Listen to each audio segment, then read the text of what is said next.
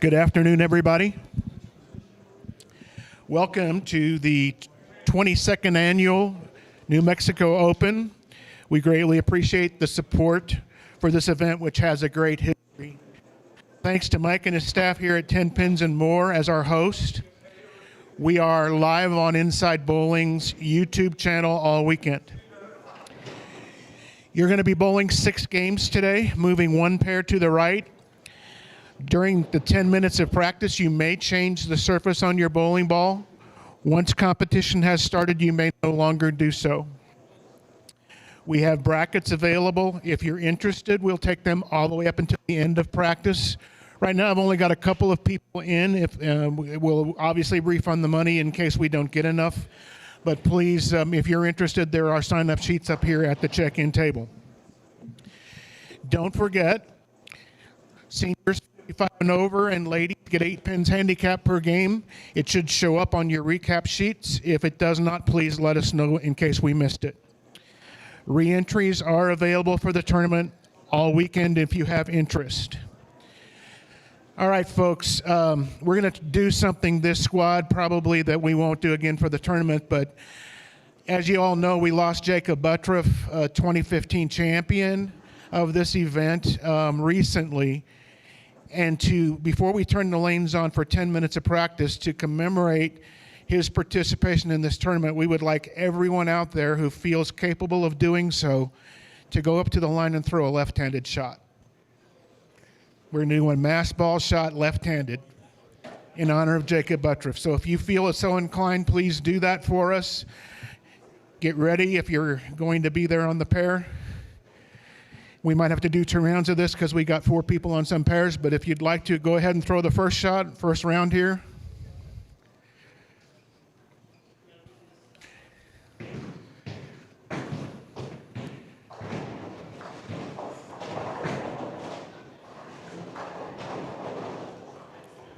All right. Thank you guys for that. If we have another round of bowlers that would like to participate in this, we'll take a second round for people who haven't thrown a shot on the pairs yet. Anybody else interested in doing that? Thanks, Robert. Oh, no. Jacob probably would have done that himself. All right, thank you, folks. We will be turning the lanes on for 10 minutes of practice. We appreciate your participation in that event. Thank you.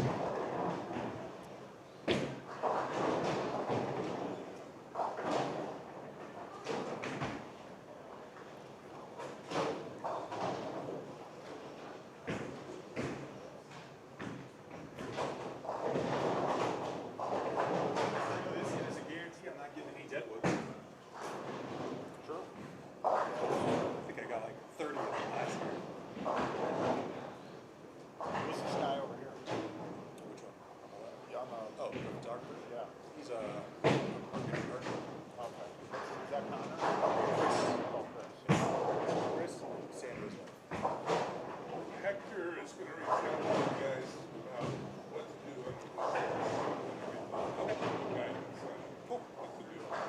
Thank you.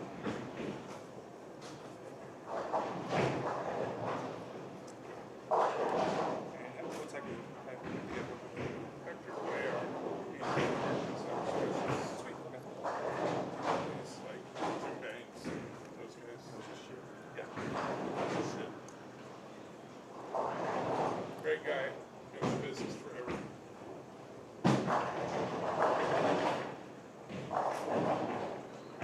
Playing French. The software I'm using is French. Just realized that. In the middle of the tournament, so I've had them get open all day, and it randomly changes some of the sections of it back to French. And even the company who makes the software doesn't know why. I'll start out in English, and at some point in time, some of the sections in there are in French. Luckily, I know what it's what because I use it. So if I close it down and reboot, it'll switch everything back to English. Never like to do that.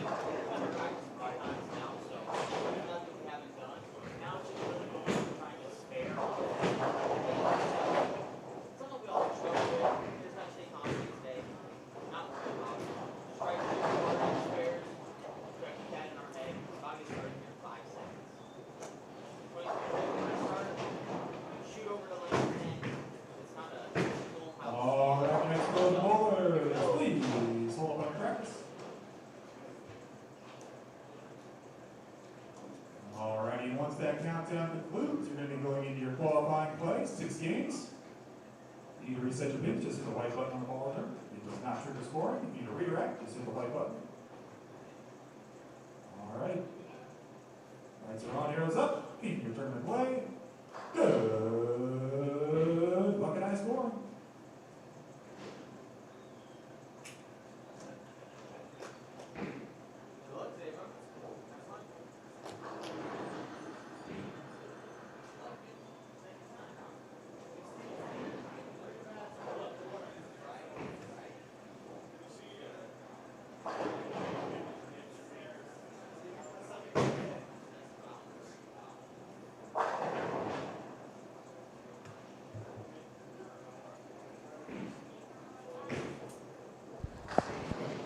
And good afternoon, everyone. Welcome into the 2026 New Mexico Open here in Rio Rancho, New Mexico, just outside of Albuquerque at Tenpins More Bowling Center.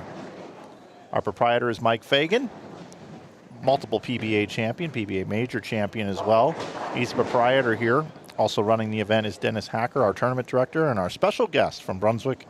He's a product specialist, Rick Barbera, making sure everything runs well here at the bowling center. We had a squad this morning. A squad took to the lanes. We had 14 players. Austin Grammer leads. We'll go over those scores here in just a little bit. We have 29 bowlers on this squad, and all the scores are available via our Lane Talk live scoring. I will put that in the chat for you and pin it for you to be able to follow along all afternoon on all the different scores. Brought in a new couple of lanes here. We got it set up for you during the break. 13 and 14, 15 and 16. We also got 17 through 20 for you as well. And we'll have 21 and 22 if we need it. We get started here with Andrew Worker, Robert Lawrence, the 1992 U.S. Open champion, Brandon Brown, Cristobal Quintana, Robert Young, John Aravalo, and Aaron Johnson. Pattern's extremely difficult. I want to bring that to you now. There is our pattern, 47 feet in length, 35 milliliters of oil, using current oil. And if you look at the load data, the reason why it plays so long, so slick, and why the scores are so low is because of load number 9 on the forward load data. You got 4 2-2s at an 18 slower speed there. For 10 feet, the oil is being applied gutter to gutter, and just because it shows up on the graph doesn't mean that the oil is still not being applied all the way to 47 feet, because that brush gets really, really wet for that 10 feet, and it still isn't applying more oil to the brush, but it is still on the brush, and it makes them very, very slick. It's a 47 feet in length pattern, and really difficult to get the bowling ball to change direction and come off the spot the right way. If you get it going too much up the lane, you come in high like we just saw there for that Greek church, or if you get it a little bit wide, the ball just doesn't want to make it into the strike pocket. Really low scoring. As a matter of fact, I have our scores from earlier today. As I mentioned, we had 14 players take to the lanes, and you got to give it up to Austin Grammer. Bowled every game over 200. But notice his high game was 216 and his low game was 203. That might be the most consistent 6 games of bowling we have maybe ever seen here on Inside Bowling, ever. He was the only player plus this morning. 11:49 is second. That's Jacob Gill. Charles Bostic third at 11:07. Then it drops off quite a bit. You see the rest of the scores. So Grammer punches his ticket into Sunday's finals, in which European format here. We're going to take, right now, if it's a full field, we'll take 32. We'll come back at 8 in the morning, eliminate half the field, and then we'll insert those that were in the 9 through 16 bracket, and they will then bowl, and we'll eliminate half, and then the 1 through 8s will come in and bowl with the 8 that are left, and then the top 4 for a step ladder. If we end up taking 24 or 16 or something like that into Sunday, which will be determined here based off of entries, we may eliminate a round on Sunday, and everything will be moved up for that step ladder around 1:30 or so. But that's what we have for you right now. We also want to show you our schedule for this event. Our times are 8 and 1, 3 days in a row, Thursday, Friday, and Saturday. So this will be the last squad of the day. And then we'll come back on Sunday, like I mentioned. We'll start at 8 a.m., and we may finish around 5, or we may finish around 3:30. So we will see what shakes out there as far as how our format is determined based off of total entries. One other unique thing I need to mention about this event, that if you are a bowler that is 55 and over, you get 8 pins of handicap per game. Also, if you are a female bowler, you get 8 pins of handicap per game as well. So we're taking a look at these players here. We'll also move over to lanes 17 through 20, as we've got Jackson Garton, Scott Ashley, Land Mathis, Scott Wiley, Lauren Jarmilo. We got Steve Klimpkin, Marcus Sanders, and Mitch Schatz for you. Now, I know you guys like it when I do the picture-in-picture, so I'm going to go ahead and get that incorporated now.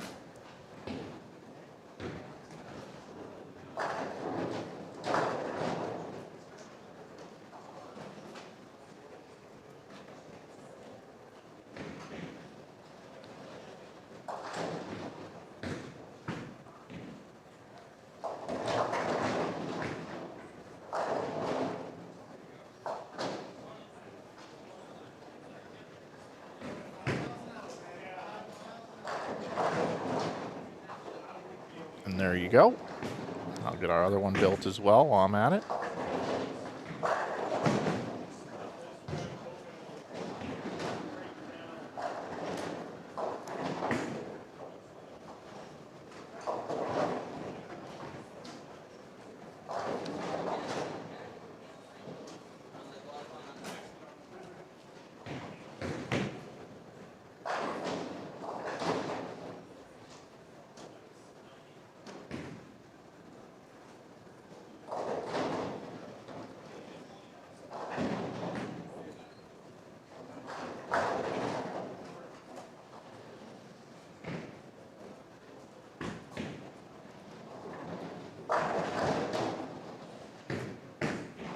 All right, we are set.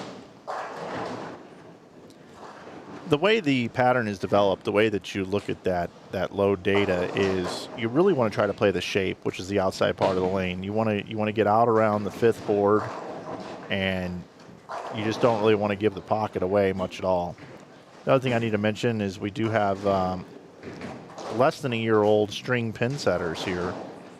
at Tenpins More, which is new for this event this year. 22nd year for the event. If you were watching at the very beginning, the players did something really cool.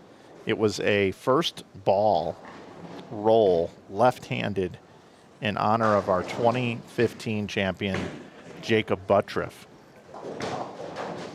Other folks that have won this event over the years in 22 years, just a few. Dallas Leong last year looking to defend this year. Francois Lavoie won in 23 and 24. Cortez Shank, Dylan Taylor, Dwayne Mellinger, Chris Barnes, Vernon Peterson, Eric Hatchett, Jacob Buttriff. That takes you back to 2015.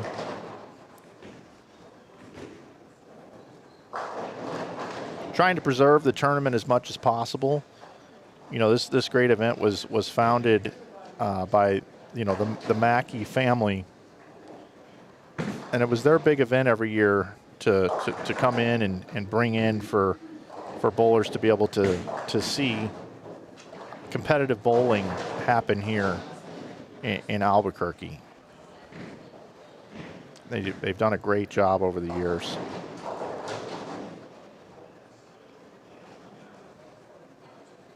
Some of the pairs have 3, some of the pairs have 4.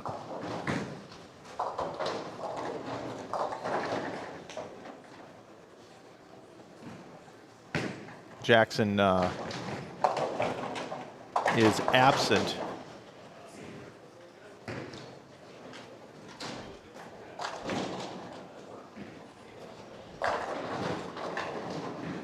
This is an old-fashioned grind out. This is bring your spare game and be prepared to grind it out on the lanes here. 200 is an excellent score.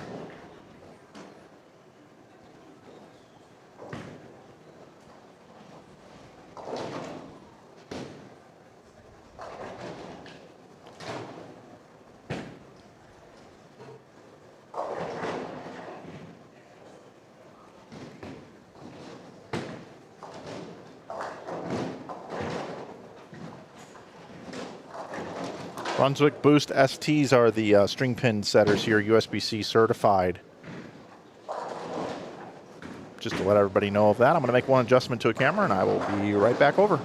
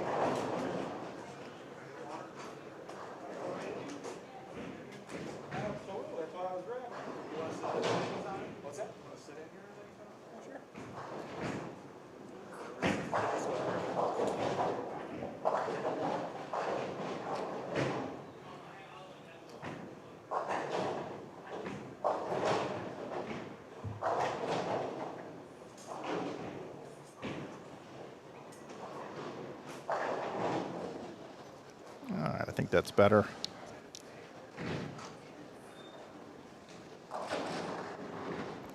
Steve Klimpkin, SK, as he's referred to, works at Storm Products. Great guy, worked with him for a while. One of the good guys in our sport, runs the Coach K Scholarship Fund to help kids go to school at Wichita State University. Joining me here in the booth is our regional manager here for the Tenpins More and the new center up the road as well. We'll talk about that a little bit as well. I'm joined by Rob Bellog. How you doing, buddy? I'm good. Thanks for having me. So you got 2 centers now. Yes, Artesia Lanes, which is in southeast New Mexico. How far away is that? About a 4-hour drive. Oh, it's that far. Yeah, not too bad. Oh, wow, okay. 4 hours of a lot of open New Mexico.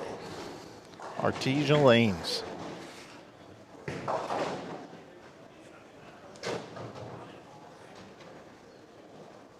Yeah, we've got a few bowlers coming up from there actually to participate in tomorrow's squads. Oh, nice. Yeah. Very nice. Well, we, along with Mike and General Manager Anthony Albrecht here, we do appreciate all you guys do for competitive bowling. In addition to, trying to be a profitable bowling center to be able to have a playground for people to be able to come out here and bowl in Rio Rancho. Yeah, I mean, we have a great local competitive bowling community here in Albuquerque, and they support it. They'll come out and bowl, and they're always looking for stuff, and I enjoy it. It's a great time to put on these tournaments because they truly appreciate it. They come out, they're wearing their jerseys, and they want to win. I see your face on the Tenpins and More Facebook page throughout the year. As I follow you guys. You guys run a lot of competitive bowling events here. At least it looks that way on Facebook throughout the year. Yeah, I do wear my tournament director hat on Sundays. Typically, that's when you'll see me. Been passing it on to Anthony. He's taking on the photo opportunities and doing a great job with that. But yeah, Sunday mornings, our sweepers do really well. It's a fun time. We'll put out tough challenge shots, sports shots, whatever we can do to mix it up and keep people interested. A lot of those bowlers are in this squad right now. Scott Wiley, Steve Schultz, Trent Irwin. Yeah, it's a good way to. It's kind of a nice feeder system. They can bowl on something difficult. They can get a feel for the center, what it's like when they're hard, and then when you have an event like this, they can come out and take a chance, and they're just way more prepared to be able to bowl on something like this. Yeah, they love the opportunity to practice. We did do some practice days for this pattern last week. Got some great tournament out, and a lot of guys got to dial in their surface. That was the key with this pattern. It felt like, was it 180 or 360 you were starting out with? Yeah, one or the other, right? Got to get that ball to start up. I was telling people earlier today, the players are going to do the best on this are the ones that can feed it right into the lane, not throw it into the lane, but almost set it on almost like a glass coffee table to where you're not making that thing shatter with a little bit softer speed. At 47 feet, it's 60 feet to the head pin. You only got 13 feet for that ball to change direction coming off the end of the pattern. Softer speed shortens the pattern a little bit, so they say. And especially game one, you're seeing a lot of flagged head pins. You get it too far right, it's not going to come back. But definitely interesting this year with the lack of urethane and how that's affecting the play. Definitely making guys transition a little bit earlier than they would, traditionally have to do with the urethane. No urethane this year. It was an idea that that was brought up based off of kind of what's kind of happening in our sport, and why not? Why not try some different things? Everybody's going to make format. We got format changes this year as well. It's more of a Euro style. You get the 8 pins of handicap. You got string pin setters now in here. No urethane. So there's a lot of things that the bowlers have to overcome if they're going to come out as a champ on Sunday. Exactly. An equal playing field is always good for everybody.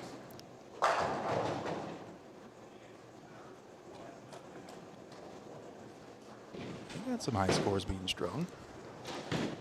Yeah, I was going to check out our Lane Talk live scoring here, which is always so nice. We've got to name some of the players here on the squad. We got Charles Bostic bowling again, Zach Harvey, Cody Frade, Edward Herrera. We got Adrian Hare, who made a deep run in this event last year. Of course, Adrian has been part of this center for a really long time. No stranger to 10 pins and more. Great to see her out there. Preston She Hughes. will take advantage of those 8 pins a game. Yes, Put she them to will. use. Yeah, Absolutely. she will. Yeah, she could win the whole thing. Oh, without question. She's that talented. wouldn't blink twice at that.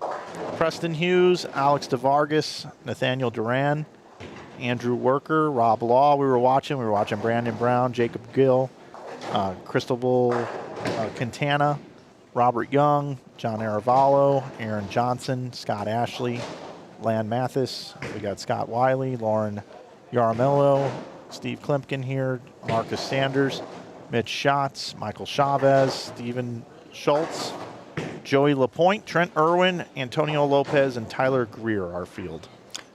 And get to know Jacob Gill, because I think he is bowling every single squad this tournament. If he can, yeah. He's won entries for 5, and he's committed to 6 if he needs to do it. Oh, he's one entry. Okay. Yeah. Yeah, we ran satellite tournaments pretty much since March every Sunday to get entries into this. And he won 5 of them. Probably could have won more, too. He's a heck of a bowler.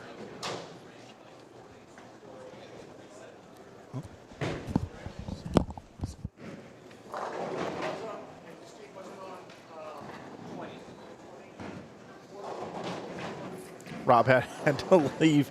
They need a pin respot, so that's on him. He calls those in. That's why you heard the abrupt leave. But I want to thank Rob for all that he does here at the center. Good dude. Good dude. It's great being here.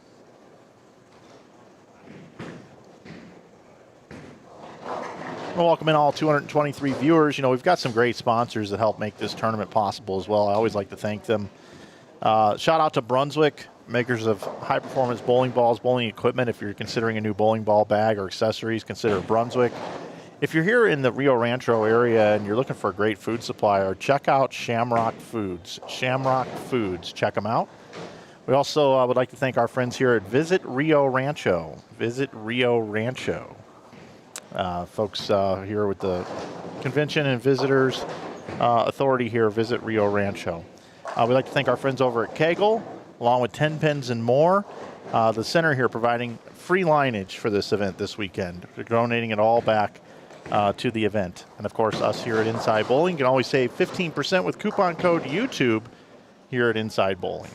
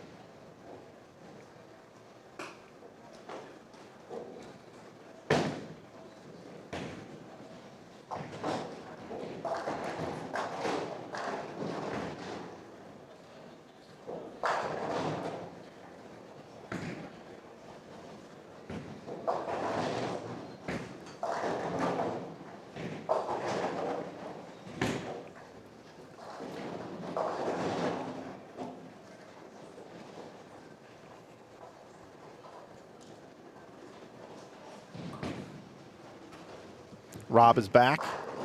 Duty calls. Back again. Yeah.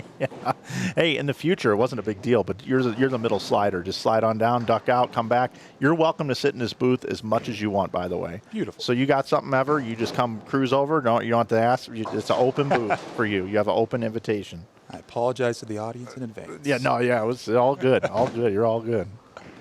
Watching Klimpkin bowl here, you know, he's the interesting case study for me. You know, out on the PBA tour, we nicknamed Bill O'Neill Benchmark Bill because we could always get an idea of what the lanes are doing if you just go watch Bill O'Neill throw a few shots where you should be playing in that. Klimpkin reminds me of Benchmark Bill, but at the amateur level here. We'll take a look and see how Klimpkin's attacking him.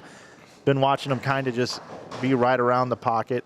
I know yesterday he was practicing a little bit. He was using an Ion Max. Right now he's in a concept. I'm not sure it's enough ball for this.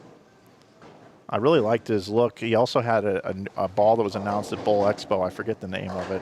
Forgive me. I'm going to find it. It might be a Gremlin something. There were a lot of these bowlers drilling up concepts before the tournament. I know that. Yeah, I just don't know if it's enough ball. And I think early you'll need a little higher differential. Yeah, exactly. I'm with you. Let me see. The new ball that Klimpkin was using that I hadn't seen yet is Viking Conquest. Viking Conquest. He had a Viking Conquest, and then he had nice cover. He's a great spare shooter. And then he had the Ion Max, the regular Ion Max solid. So okay, we'll see what he does. I mean, I don't really like to question SK, even though I'm doing benchmark so ball for right a now. benchmark man. That's you nailed it there. Oh my God. Yeah, you got it. Hulkster, once in a while, I don't do my job very well, and you gotta make up for it. Bring good people into the booth. Sure, no problem. I know it. And but I am the best, aren't I? Okay, whatever you think, brother. You're the boss. Thank you. He's got those drops on the ready. Yeah, it's just Hulk Hogan though. I gotta expand my reach. Hey, Hulkster, what was the advertised prize for this one? I'll give you $10,000. Okay, all right, 10,000. All right, just double checking.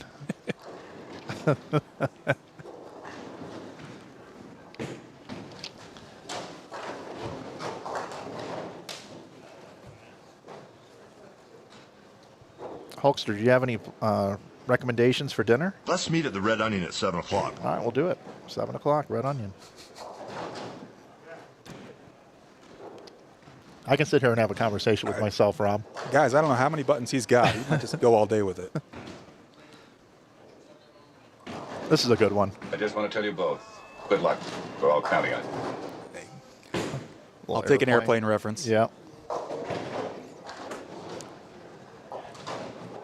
All right, Steve.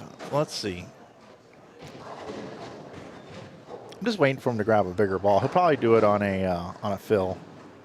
I mean, he's helping himself out picking up the spares because there are a lot of opens around him.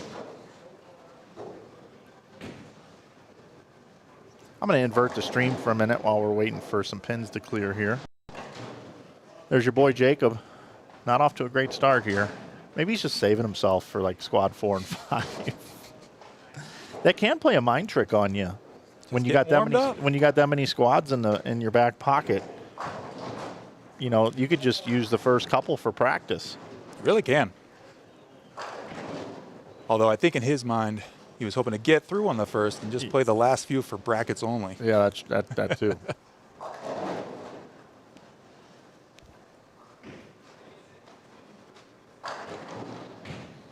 So we're not going to have any 200 games here on these two pairs. That's why it's just so amazing to think about what Austin did this morning. He bowled every game over 200. Good shot from Andrew Worker, president of our Wednesday Rancho Runners League. Oh, nice. Did they bowl last night then? No, they start next week. Start next week. Rancho Runners? Sorry, in 2 weeks they start. I think I'm ready to come out and do some running in Rancho. If you're gonna, I recommend starting early because it gets to 90 degrees by 9 a.m.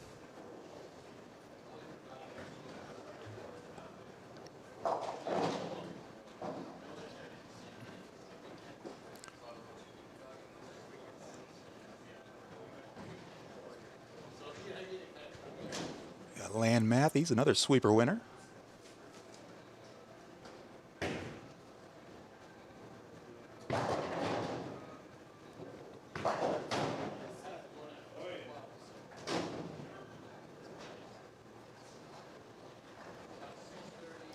Tough miss.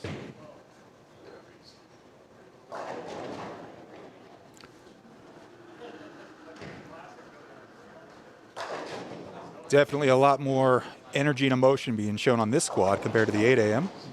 People much more awake at this point.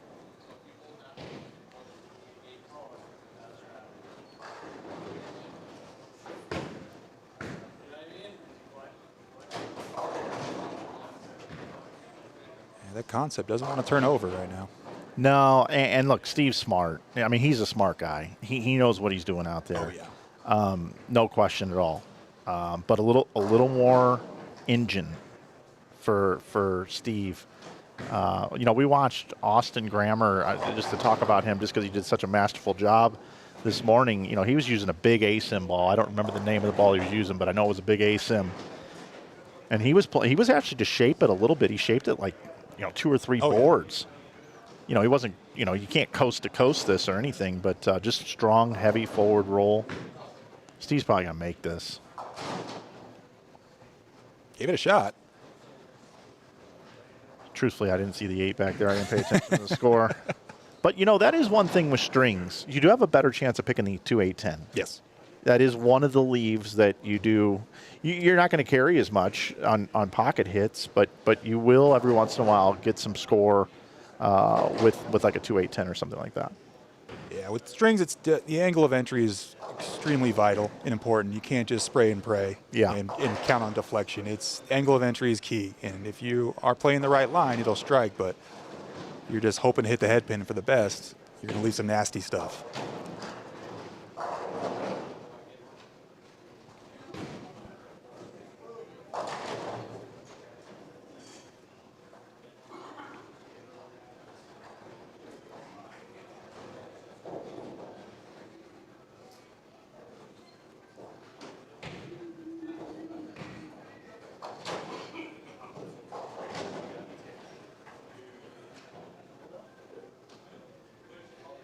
Pace of play is a little bit slower this squad.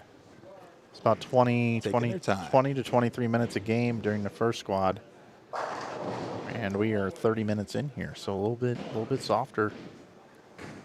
I anticipate everybody to be done by 4 today, though. Oh, yeah. Look, Steve balled up. Look what happened. 10 in the pit. Watch this.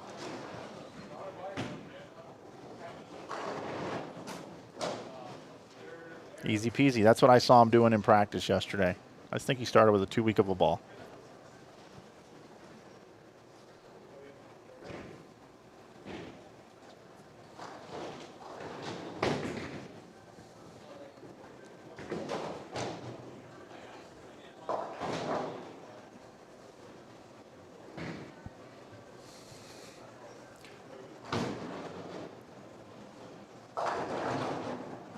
Little That's going Brook. Brooklyn. Yeah, we'll take it.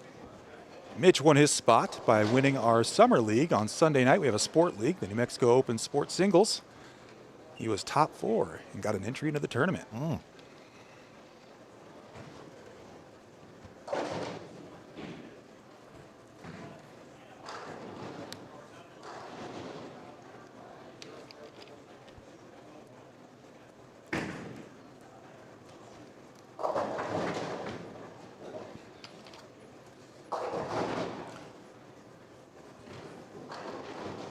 Remember Lauren bowled last year. Oh, yeah. Very good local bowler. She was very excited when she heard about the A-Pins. I think she signed up for 2 squads. Yeah.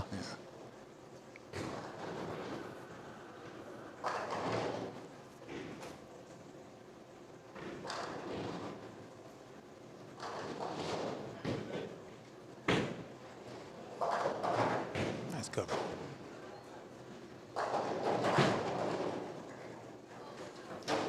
This pair a little bit further behind, actually, compared to the others. This will be the last pair to be done. All right, Steve, let's see if we can make it a double here.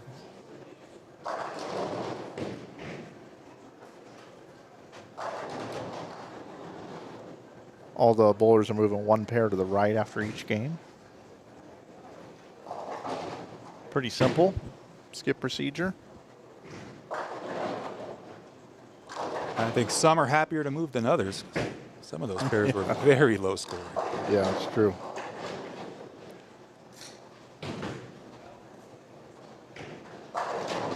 Yep, that's it. Called it up here. You can be tricked out with the concept too in practice because the back ends are squeaky clean. Then when they carry down just a little bit. Very true.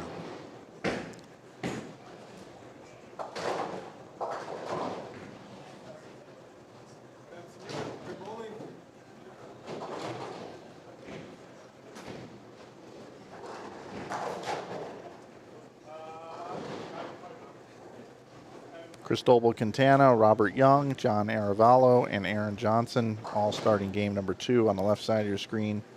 Just finishing up game 1 on the right side of your screen. Bottom right, picture in picture, they are starting game 2 over there.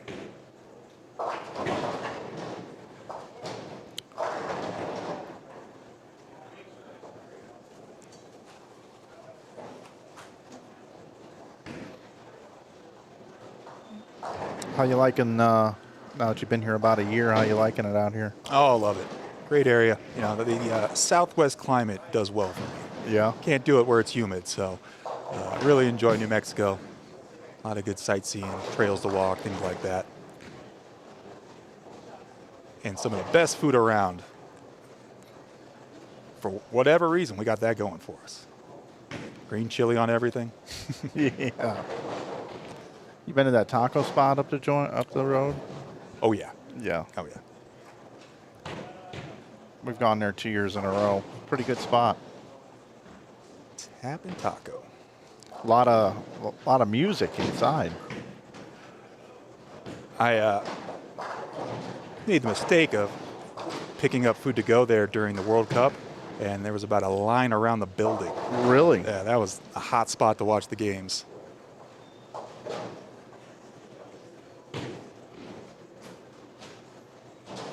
Oh.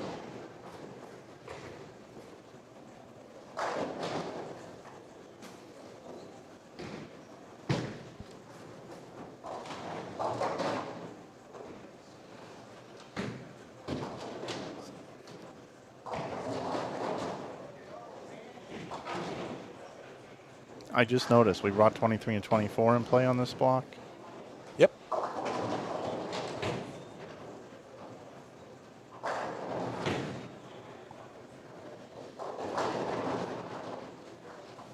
Wow, they're behind. Another head.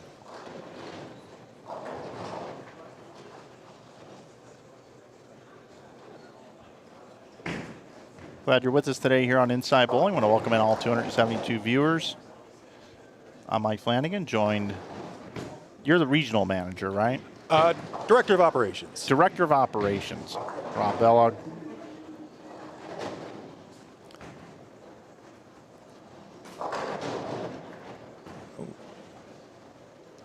Seen that split too many times today. 2-8-10 again. How much time do you spend here and how much time do you spend at Artesia? Right now, it's about a split. Especially early on with Artesia, we just acquired it on June 1st, so relatively new into having that one. But got a great team down there that keeps things going for me and allows me to focus more up here if I need to be. But I like to spend about 3-4 days down there every other week or so. 4, 9, 10 for Steve.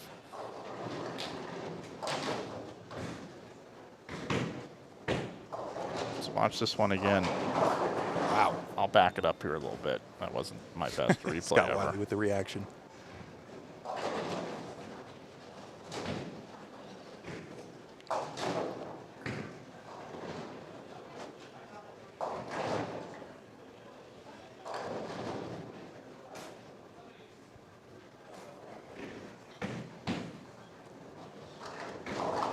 Very excited.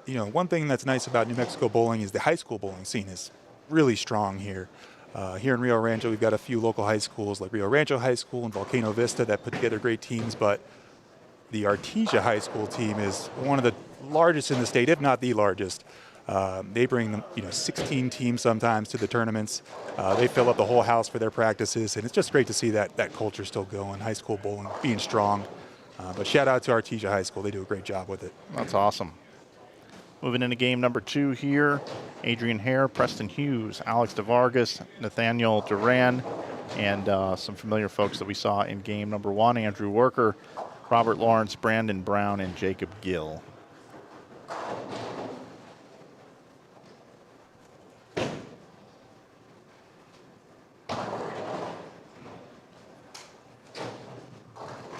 Ball just does not want to hook. You got to really mentally lock in and focus on what you're bowling on every shot. You can't every once in a while think, okay, well, I'm bowling on a regular shot to throw at my spare. You got to really go, straighter angles at your spares and just remember you're bowling on something really flat that's not going to hook very much. That's why I'm up here, not down there. I could not do that.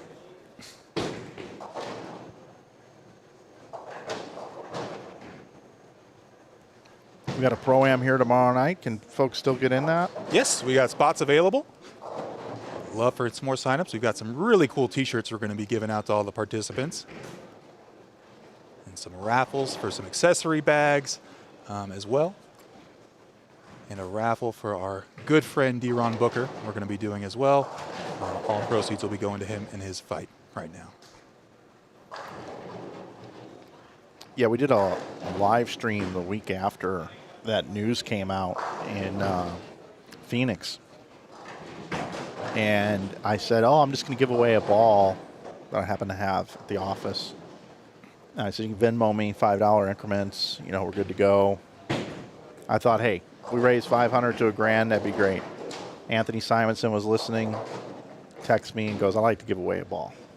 I'm like, okay, we'll give away 2 balls. Then Darren Tang texts me, I'd like to give away a ball. And Carl Long said, I got a ball. I'd like to give away a ball.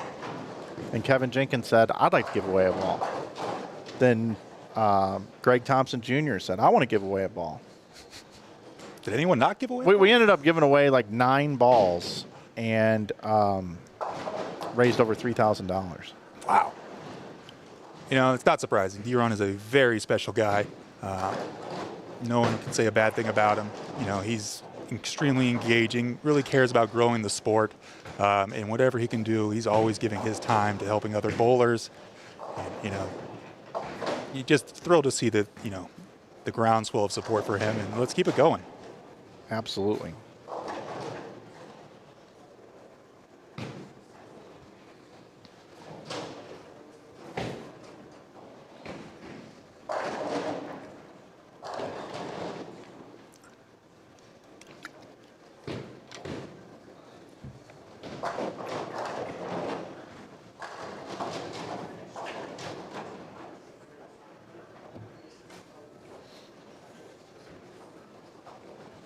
D-Ron is dealing with leukemia. It's a form of leukemia, those of you that were asking. There is still a GoFundMe page out there for D-Ron. If you'd like to go donate, all you got to do is search, just Google it, as we all like to say. Just Google D-Ron Booker GoFundMe, and you can go donate directly to D-Ron if you'd like.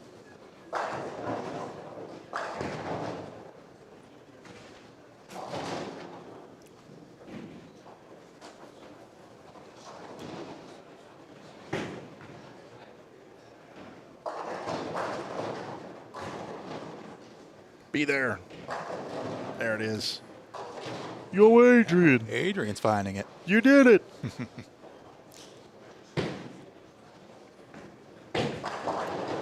Nice shot from Edward Herrera.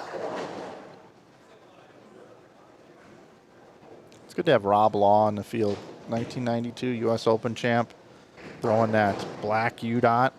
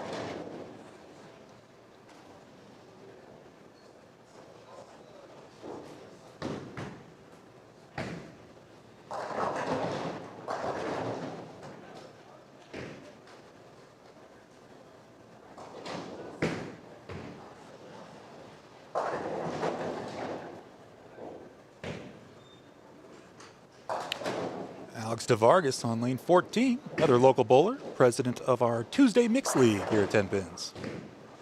Love to see Alex bowling. You gotta love it when the league guys are coming out. Oh, they talk about it all year. They love this event too. It's, they build their practice around it. They build their arsenals around this event for the most part. Talking about Robert Lawrence here, the U.S. Open champion. I got it up right here.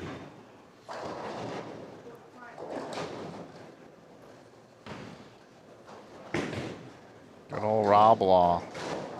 Everybody loves him. It's wheeling on it. Black U-dot Lamode shirt. The stash does help. It really does. It's about a mile per hour.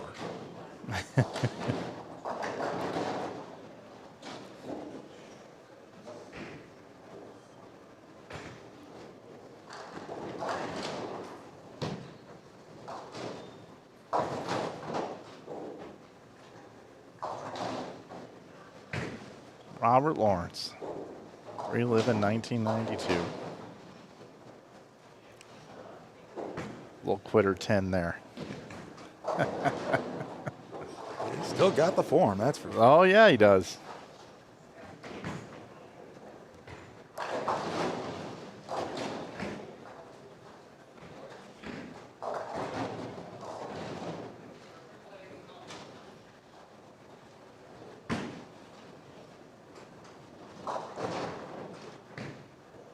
Doubles are hard to come by right now. Yes, they are.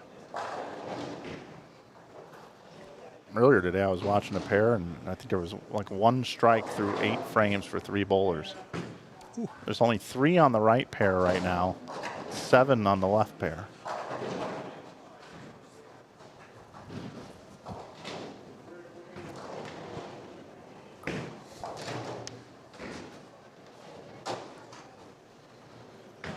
Got to go update the scores for the in-center crowd. Thanks for coming by, buddy.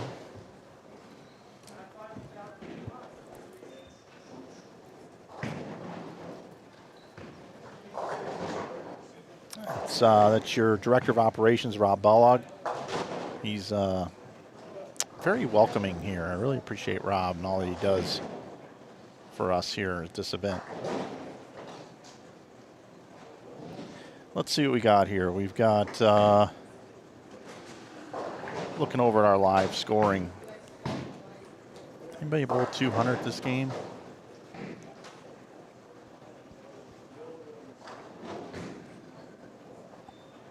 It's really crazy when you look at it. I got scores after 1.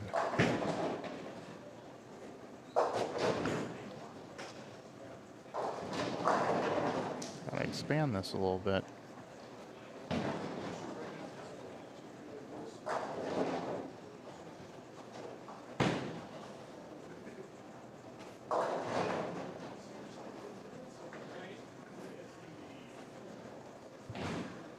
I'm going to keep it kind of big because the writing's small. Here are our scores. Scott Wiley, 209. Scott Ashley, 199. If your name's Scott, you're bowling good. Adrian Hare had 187. But she gets 8 pins of handicap. So you see that gives her 195. Antonio Lopez, 190. Brandon Brown, 183. Charles Bostic, 182. Lan Mathis, 179. Steve Klimkin gets the 8 pins as well, 179. And you can see how the rest of the players shook out here out of our 29 that took to the lanes.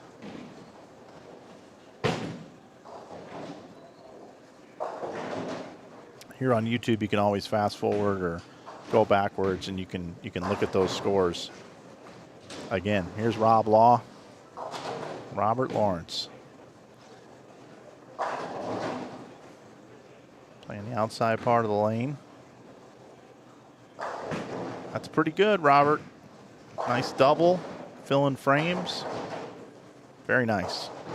Nicely done. Folks, I'm going to go over and talk to our tournament staff for a second. I'll be right back with more from the 2026 New Mexico Open. You're watching Game 2 of qualifying B Squad right here on Inside Bowling on YouTube.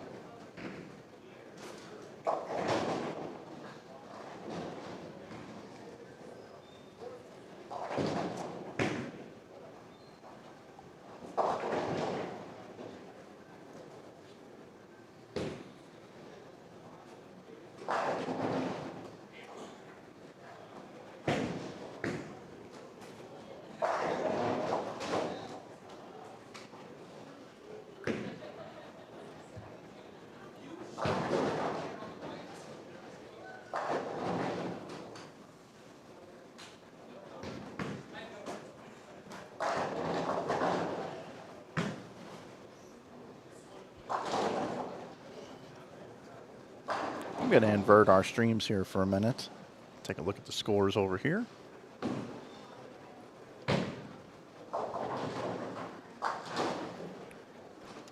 Remember, Jackson Garten is a vacant. Did not show for the squad.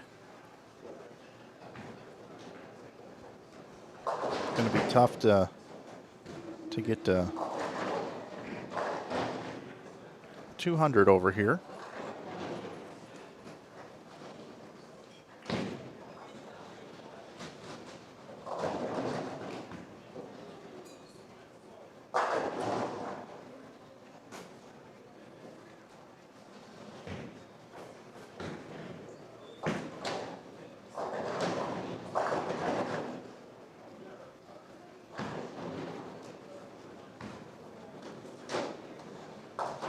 Attention bowlers, there is a black SUV in the parking lot with its trunk open, and bowling balls are exposed. If you have a black SUV, the trunk is open.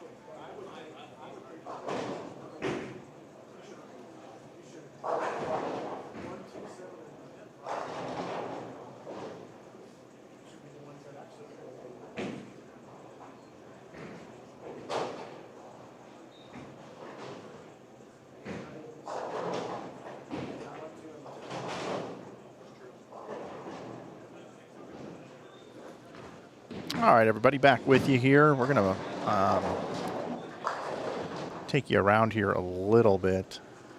Getting ready to go into game number 3. Still down here completing game number 2. We had Michael Chavez bowl 113, Stephen Schultz bowl 118, 117 for Joey LaPointe. So very low scoring. I point that out just to show the scoring pace is so low. Marcus Sanders can bowl 193, 193 as well for Mitch Schatz. We got Steve Klimpkin can bowl 192. Lauren Yarmillo can bowl 155. This is the end of game 2. Everybody else has moved into game 3. This pair's just a little bit further behind. Again, everybody's moving 1 pair to the right here at the 2026 New Mexico Open. Steve hooked right past those pins. Very uncharacteristic of Klimpkin to do that. Because we haven't shown it in a little bit, I do want to bring up the oil pattern again, because it really is the story here. We'll also move over to another pair when I do so. 47 feet in length. It's very similar to last year's pattern, except there's a different oil being used this year. It was fire last year, using current this year. So some tweaks were made to offset that. But you get the gist. And that load data on number 9, those 2-to-2 loads applied to the brush all the way across, is what really makes this so slick. And it really gets that brush really wet and takes it to 47 feet on the way down. And when it comes back, it sets back down at 46 feet. And there's a lot of oil in that area of the lane. Your ball doesn't have much time to exit the pattern and get to the 1-3 pocket or the 1-2 pocket on the left. And that's why you see a lot of bigger balls, asymmetric balls, big cores, trying to start getting them turning and so they can make some sort of move off the end of the pattern. And most players are going to want to play right of the second arrow, somewhere like around, 5, 6, something like that, maybe even further right of that, even though it is a long pattern for the optimum miss room, margin of error, if you can create any at all. Saw Austin Grammer this morning bowl all games over 200, which was quite a feat. He was playing just a little right of second arrow to start, and he was playing about 11 by the end of the block. We'll go ahead and take you out of here, and we'll go back over lanes 13 and 14, 15 and 16. They are in game 3, so we'll officially swap out the graphic. We'll have a game 2 update here in just a moment as soon as 21 and 22 finishes their game. Got Zachary Harvey, Charles Bostic bowling for a second time, Cody Frade, Edward Herrera, Adrian Hare, Preston Hughes, Alex DeVargas, and Nathaniel Duran. You cannot use urethane in this event, so no urethane going down the lanes.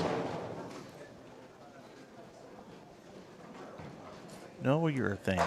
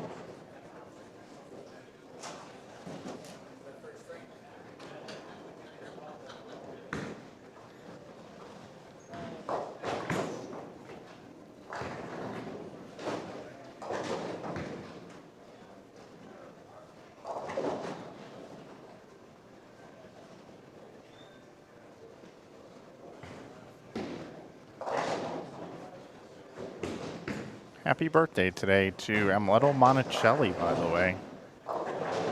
65 years old today, Amleto.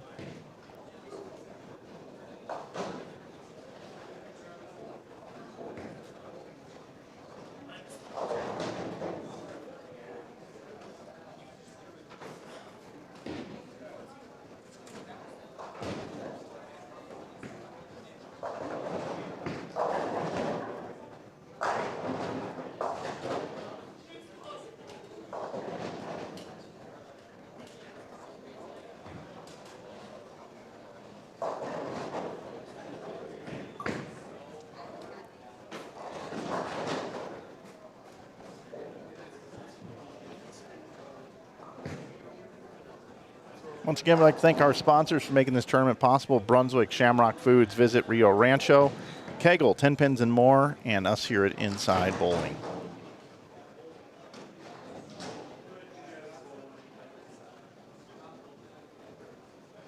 Not many strikes up on this board. Let's take a look over here, 17 through 20.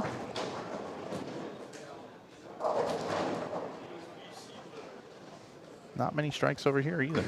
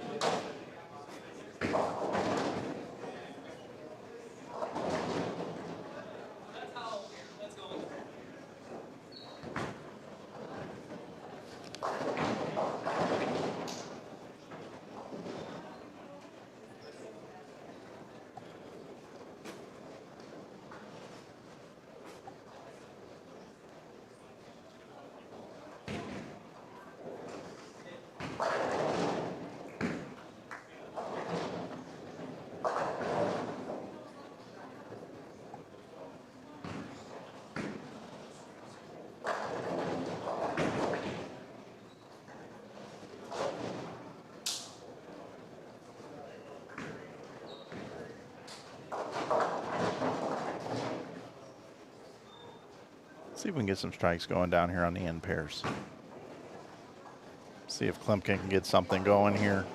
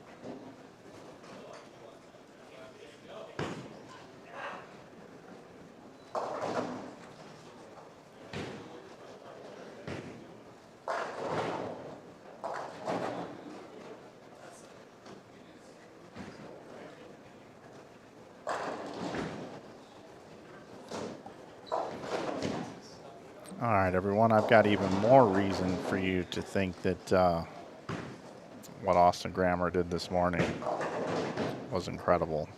Bowling all games over 200.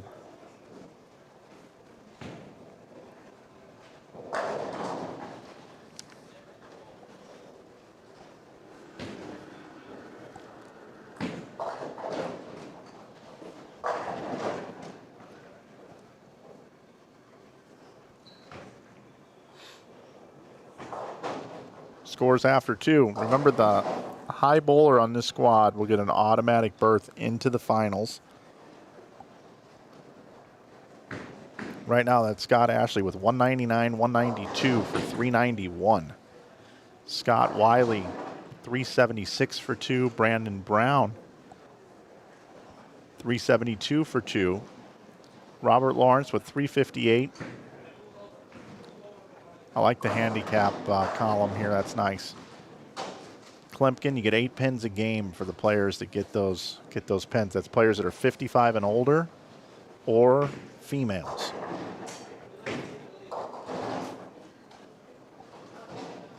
So Ashley, Wiley, Brown, Lawrence, Klimpkin, Hare, Schatz, Harvey, Lopez, Matthias, your top 10.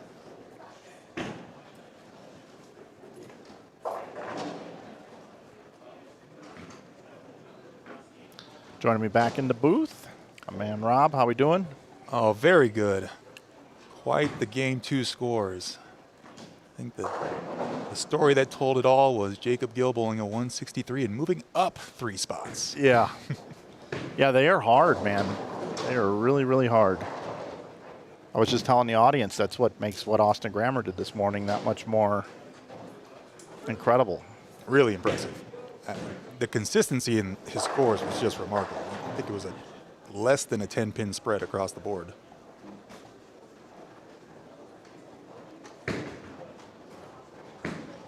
We don't have any giveaways going on this weekend here on our stream, but we do in person if you want to come by. Yeah, we're doing a raffle of a Roto Grip triple ball roller. All proceeds going to D-Ron Booker. It's a nice looking bag. It is. Black and gray.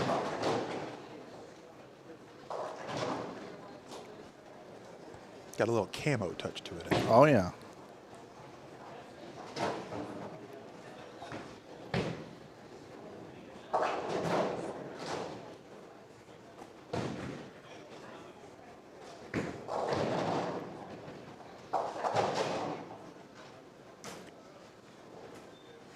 Got the Wall of Fame long 24. Who's going to add their picture to it this year? It's always exciting to add a new face to the wall. Running out of room. Yeah, we're going to have to figure that one out long term.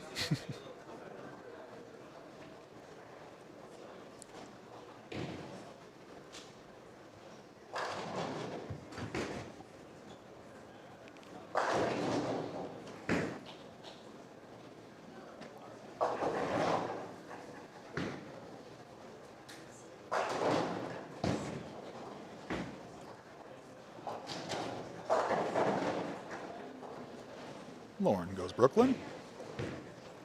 She'll take that all day.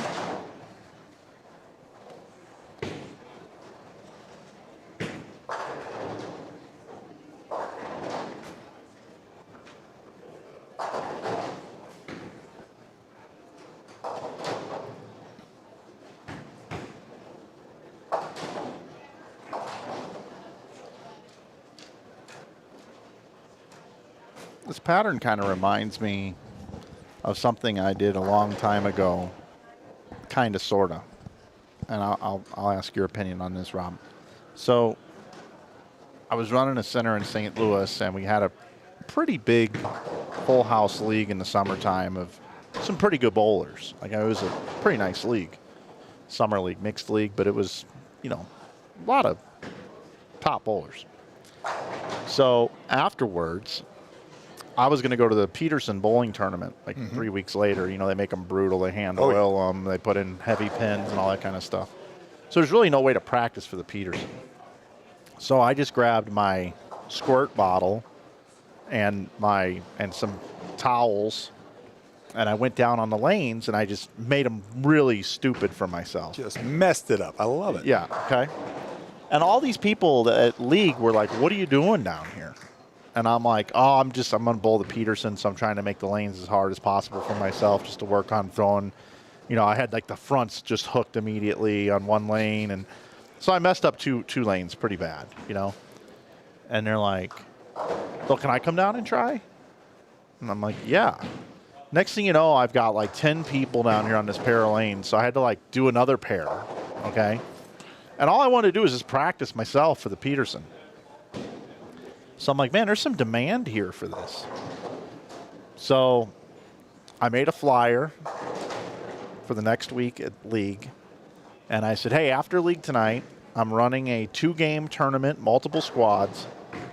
It's called $3.99, okay? Okay. So you come down and you can play from anywhere from $1 to $20. And if you bowl $3.99 or better for the 2 games, you win 10-1 on your money. That'll entice some folks. $3.99 or better. Make them think they can get it. Okay. So I ended up having to get I had to do 8 lanes. I had to mess up 8 lanes. And that night, Rob, I made $650. And nobody did it. I believe that. Nobody just a did it. Pure mystery pattern, effectively, at that point. $3.99. Yeah, I'm down. Okay. So the following week, I had one guy do it on a $10 bet. So then I had to change it. And I changed it to $3.92 or something.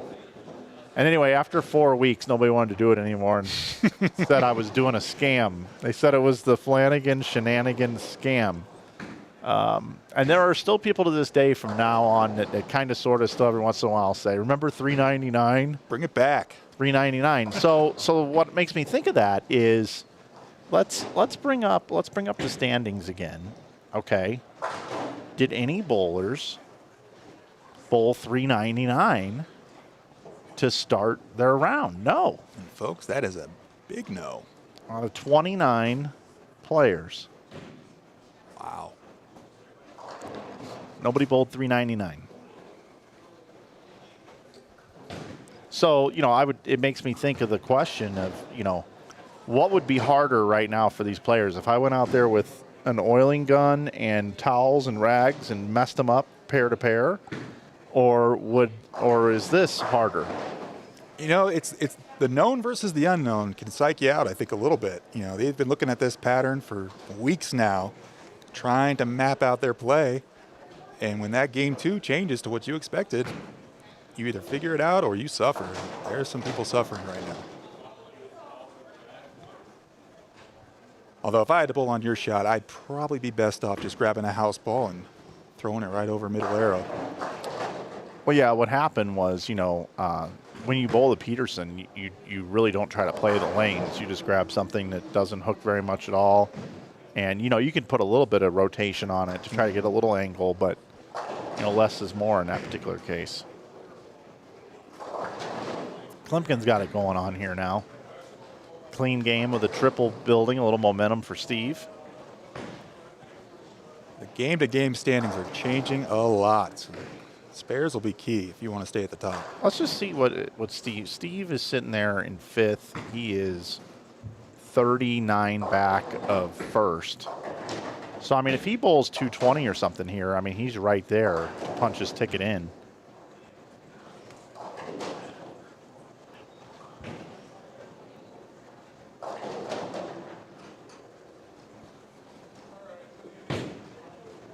I've got the over-under on total entries for this tournament at 134. It's going to be very close to that. I think we could hit 140. The re-entries are coming in. And unique is probably, what are we looking at, about 90? Yeah, I'd say so. About 90 bowlers.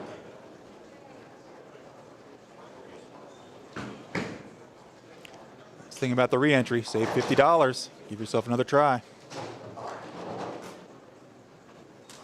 Steve Klimpkin's trying to think to himself, I'm going to save myself a bunch of money and just qualify right here.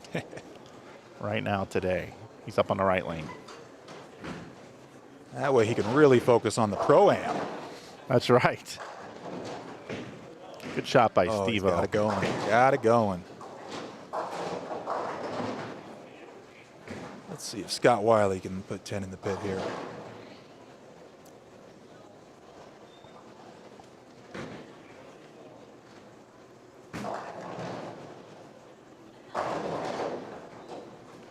And he does. Great shot, Scott. Remember Wiley from last year.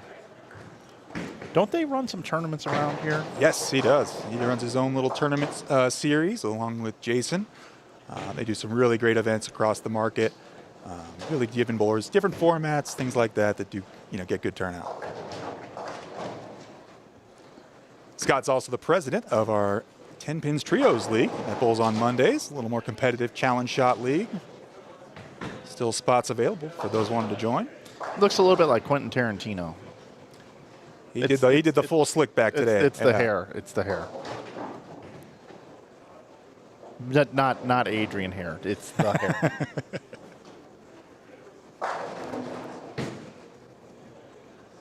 And we'll have another hair bowling. Brian Hare's bowling tomorrow. He won a spot. Adrian's husband. Very good bowler himself. If I went out and bowled, I would probably average 230. Sure. But I really don't want to show the people up. But it won't be today, brother. It won't be today. Not today. I think Fagan should go out and pace tomorrow on one of the squads. Just see what he can bowl. Yeah, he was here yesterday during our practice the pattern a little bit, throwing a couple balls on it. And I don't know if he wants me to share the story. He said, once I get a double, we'll leave. It took about 20 minutes for that to happen. Yep. Yeah.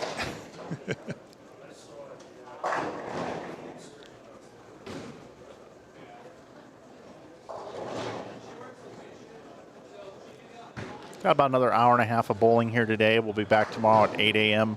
Mountain Time and back again at 1 for our 2 squads. We'll do the same thing on Saturday, and then Sunday will be extended day. We'll have more bowling for you on Sunday. Start at 8 in the morning. We'll see where we land based off of total entries. Come on down and view in person if you're local. Exactly. Love to get the local crowd here in person. It's for a great environment for the bowlers. They love to have a crowd behind them as well. Got great beer here. I've had 7 already today. Oh, it's cold and pouring. Yeah, I'm doing great right now for 7 beers. People have no idea.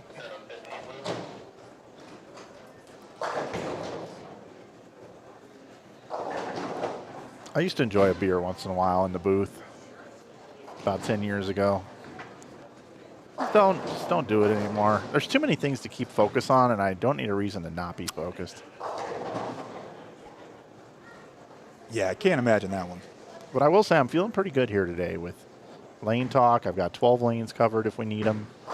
Got a lot going on here. Yeah, Lane Talk just installed here at 10 Pins. Yeah. So download the app if you have it.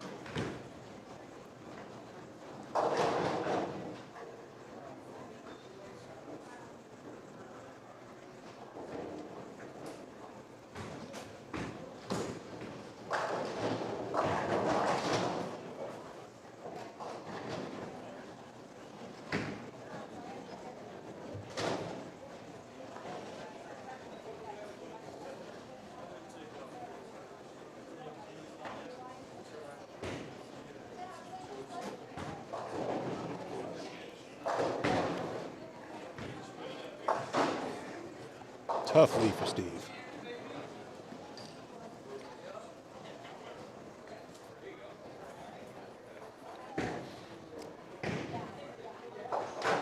Last couple pairs finishing up game 3. Yes, sir.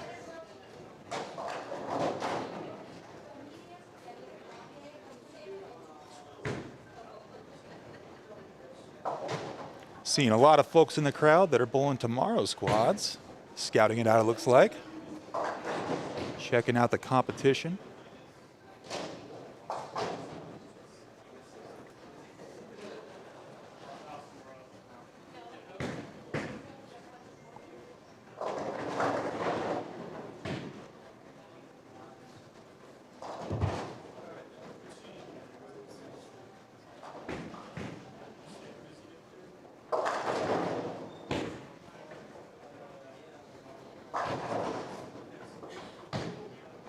I'll tell you here, if Steve can even bowl 216, that's a massive game right now. That's massive. Oh, that'll put him towards the top.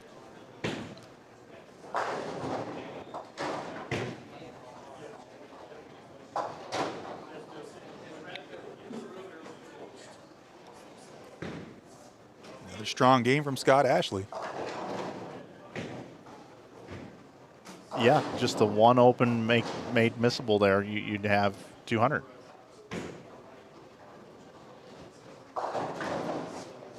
All right, Steve. Last time we really focused on him throwing in 10th frame, he left a 4-9-10 in the pocket.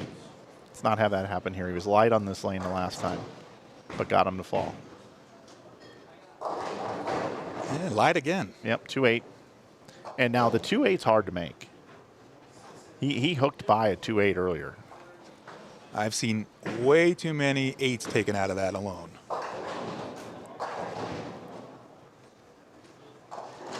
The 2-8 is almost as hard as the bucket today on this.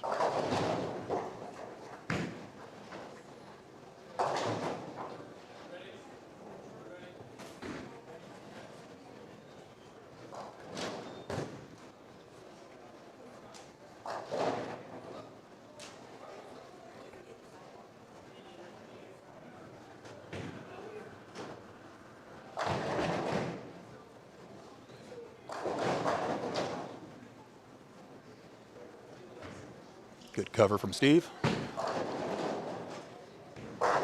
Not easy.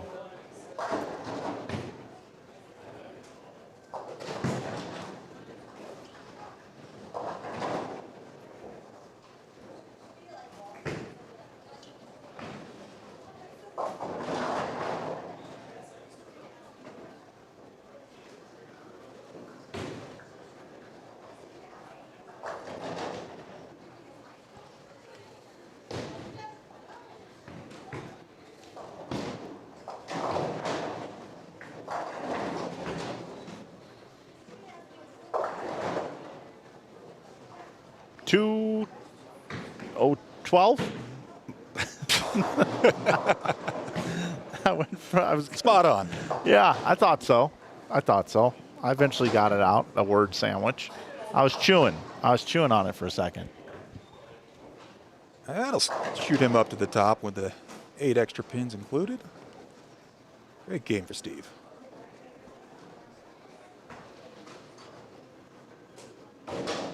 Nice finisher for Mitch also. Good spare from John Aravala. Works out of the pro shop here at Tenpins. Good to see John bowling. Is he the owner in the shop? No, that'd be Paul Yoder is the owner. Paul Yoder, that's right.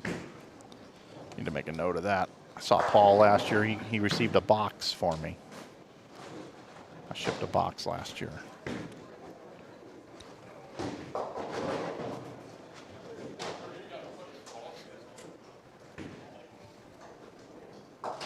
All right, I'm bouncing out of here. We're going into game 4 officially. We're going to head down to lanes 13 through 16. We got Trent Irwin, Antonio Lopez, Tyler Greer with 3 in a row. Holy cow. Watch out. Bostic, Harvey. Is it Frade? Sure. So. Frade and Herrera. Oh, that's the Austin Grammer line. Yes. That looks really good.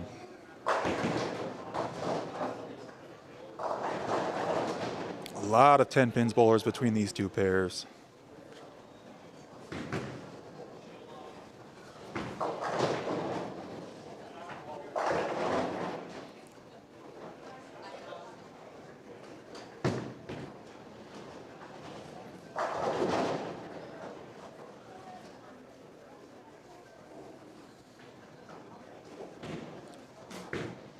Tony Lopez. He's got it going. Good shot, Tony. Good shot. Trevor Hyatt here in the chat saying, "Hey there, bud. How we doing, Mike? How about you say we go out for a rip, bud? We can go out for a rip. You know what going out for a rip means? Why don't you fill me in? Okay, so up in Canada, the saying is you call your buddy, you call your friend, and you go, hey, you want to go for a rip, bud? And then your friend 9 times out of 10 says, oh, F yeah, bud. And then you go and you pick them up. You get in the car and you listen to some music and you just go somewhere with your friend. You don't even know where you're going necessarily. You go to a pub or something, you just go out and you hang out with your friend for the night. I love it. It's like a date with your friend. And there's a song about it. That's hilarious. It's by a band called Shark Tank out of Canada. And I've been talking about it since the 11thframe.com Open. And it has really stuck with us here. Going for a rip, bud. Hey. So I had Wilkins in the booth last week from Canada. And he explained the whole thing to us during the Springfield Doubles tournament. Sounds like a great time. Oh, yeah. Going for a rip, bud. I think a few of these bowlers are ready to go for a rip. They are ready to go for a rip, bud.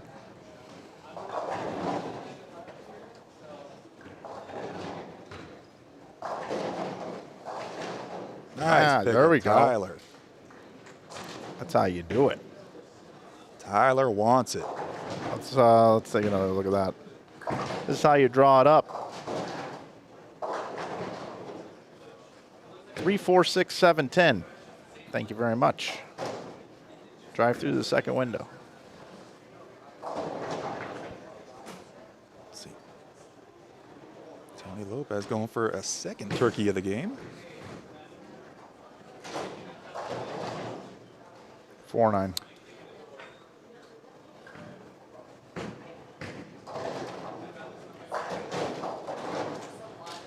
Now 4-9 is a split that does happen a little more than often on the strings, I find. You do get punished for going too high and too hard. You probably make it a little bit more, though. Yes. If you whip it over there.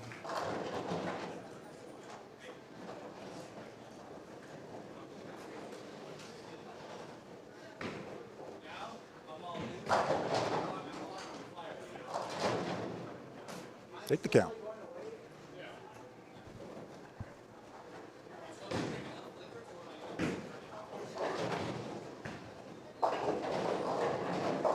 Tyler Gurk is still bowl 242. All right, we'll go get standings updated for the in-center crowd. Thanks, brother.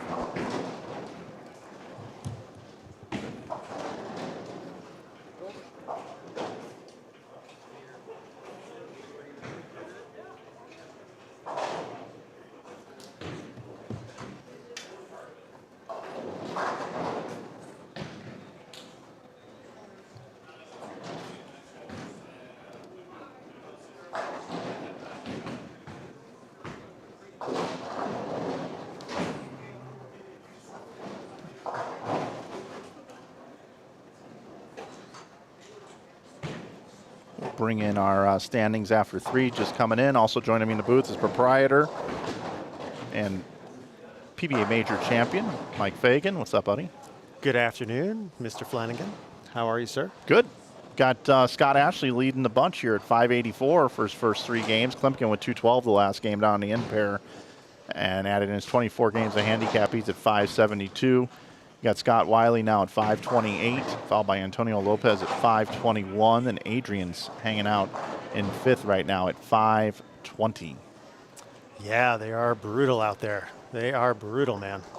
Yeah, really tough.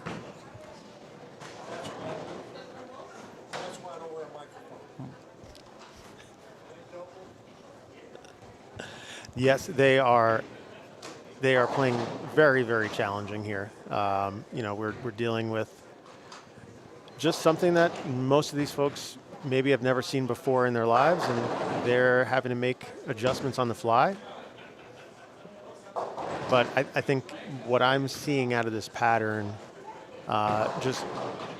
it's a whole different way of approaching the lane, and I think something that, frankly, you don't really learn unless you're playing the game at the highest level. Yeah, true. That's what makes this so impressive from earlier. I brought up the scores from this morning. Austin Grammer bowled every game over 200. I mean, that is, I don't think we're going to see anybody else in the entire event bowl every game over 200 like we did Austin this morning. And the consistency between 203 and 216 is the most consistent squad I think I've ever called in the history of inside bowling. For how challenging they are right now, and I mean, that just takes a lot of discipline too, right? Because, you know, I think there's probably something in the back of his head, you know, I just bowled 210.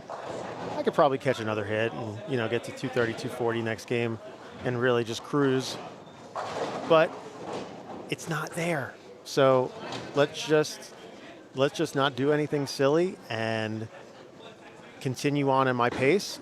And I mean, 2-0, 2-teen on this right now is, incredible. It really is incredible bowling. And he, he's a PBA champion this year, so it echoes your sentiment there about if you're at the highest level, you can see the picture a little bit better than those that don't.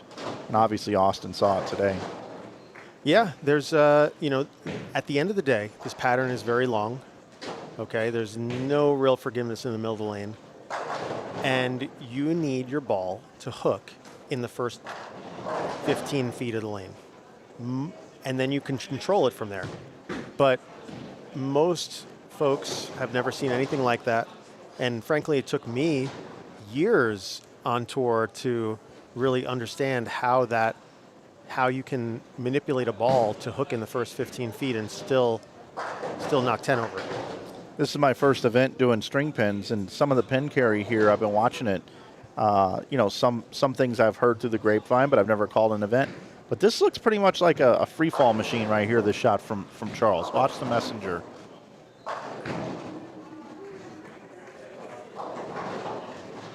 There you go. That looks like Tom Petty said, a little free falling.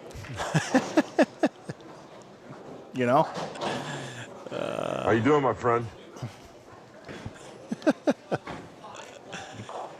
Hey, listen, I'm now, I guess I'm going to be known as the king of string, but I like the... Why? Because you're one proprietor with amongst a bunch of others that went to strings? I know, but I've been a vocal proponent on podcasts and such, and I think that we are...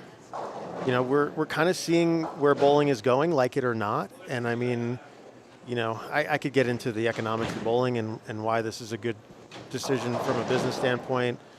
But at the end of the day, these machines have come a really long way. And, if you get out there and you bowl, I feel like you would be hard pressed to say that this isn't true bowling. And yeah, the pin carry is going to be a little bit different. That's for sure. Pin carry is different in every house. At least when I was growing up, everything wasn't so homogenized where every center was the same.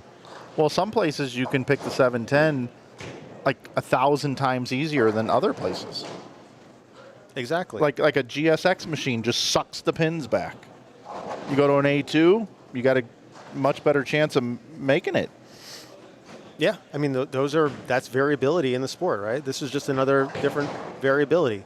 And because there's a string involved, we can see it here on the video. Like, the pocket's just a little smaller, and when the lanes are really hard, that makes it even 10 times more difficult because you're just, it just has to be perfect. Yeah, I have no skin in the game whatsoever when it comes to what this looks like, and I understand the traditionalists out there want the free fall, but the one thing I've always said along the lines, and I mean, I think if I had my preference, I'd rather have free fall. I'm a bit of a, I don't know what you call it. I'm an old get off my lawn guy, I guess, a little bit. That happens when you're in your upper 40s, but if I owned a center, I would do the same thing you did. But I just kind of think back to just synthetic lanes when they came into play. Oh, you got to go down to Lakeside. They got those plastic lanes. You can't slide on the approaches. Well, they fixed that because you couldn't slide on the original synthetic approaches very well. Wood was far better, but the textured approach was game changer. And then I just think, like, what if we'd have had strings all along and they just introduced free fall? Do you know how many people would be on Facebook and Twitter and wherever else, X, whatever, saying, these two-handed bowlers have turned into cheaters. The amount of pins that fly off the walls, the amount of hits they get now compared to what we've had all these years on strings. Oh my God, they're ruining the game. Scores are going through the roof. I guarantee you it would be worse if we were going the opposite way. In that alternative reality, you never know. But I do think that putting a little bit of a damper on scoring paces is just not a bad thing. We have a max score in this sport. And it should be a somewhat monumental achievement to reach that. I mean, if you're going to come in, Zach Harvey here on the telecast just had 234. Yep. That's a humongous game on this. I mean, the scoring pace is probably in the 170s. You know, that's a humongous game. He's going to move way up the leaderboard. And I mean, it didn't take him, 2 games of 11 strikes in a row to get there. So you run out of room when the scoring pace is 240, 250. 300 doesn't even get you anywhere. Yeah. Let's move down here. No, I think we want to make. I'm not a proponent of turning back the clock in a lot of ways, but I do think that dampering the scoring pace in general is a good thing for the sport. And whether that's done through strings, whether it's done through different types of pins or heavier pins or different voids or whatever the situation might be, I do think that creating more of that monumental achievement of bowling a perfect game, I think it's better for everybody.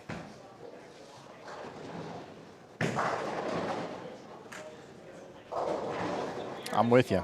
The only people that get excited about 300 anymore are people who aren't necessarily real quote unquote bowlers, right? If you're a semi-competitive league bowler, you probably have a 300. Okay. That's good, but I mean, if it doesn't mean anything anymore, then what's the point?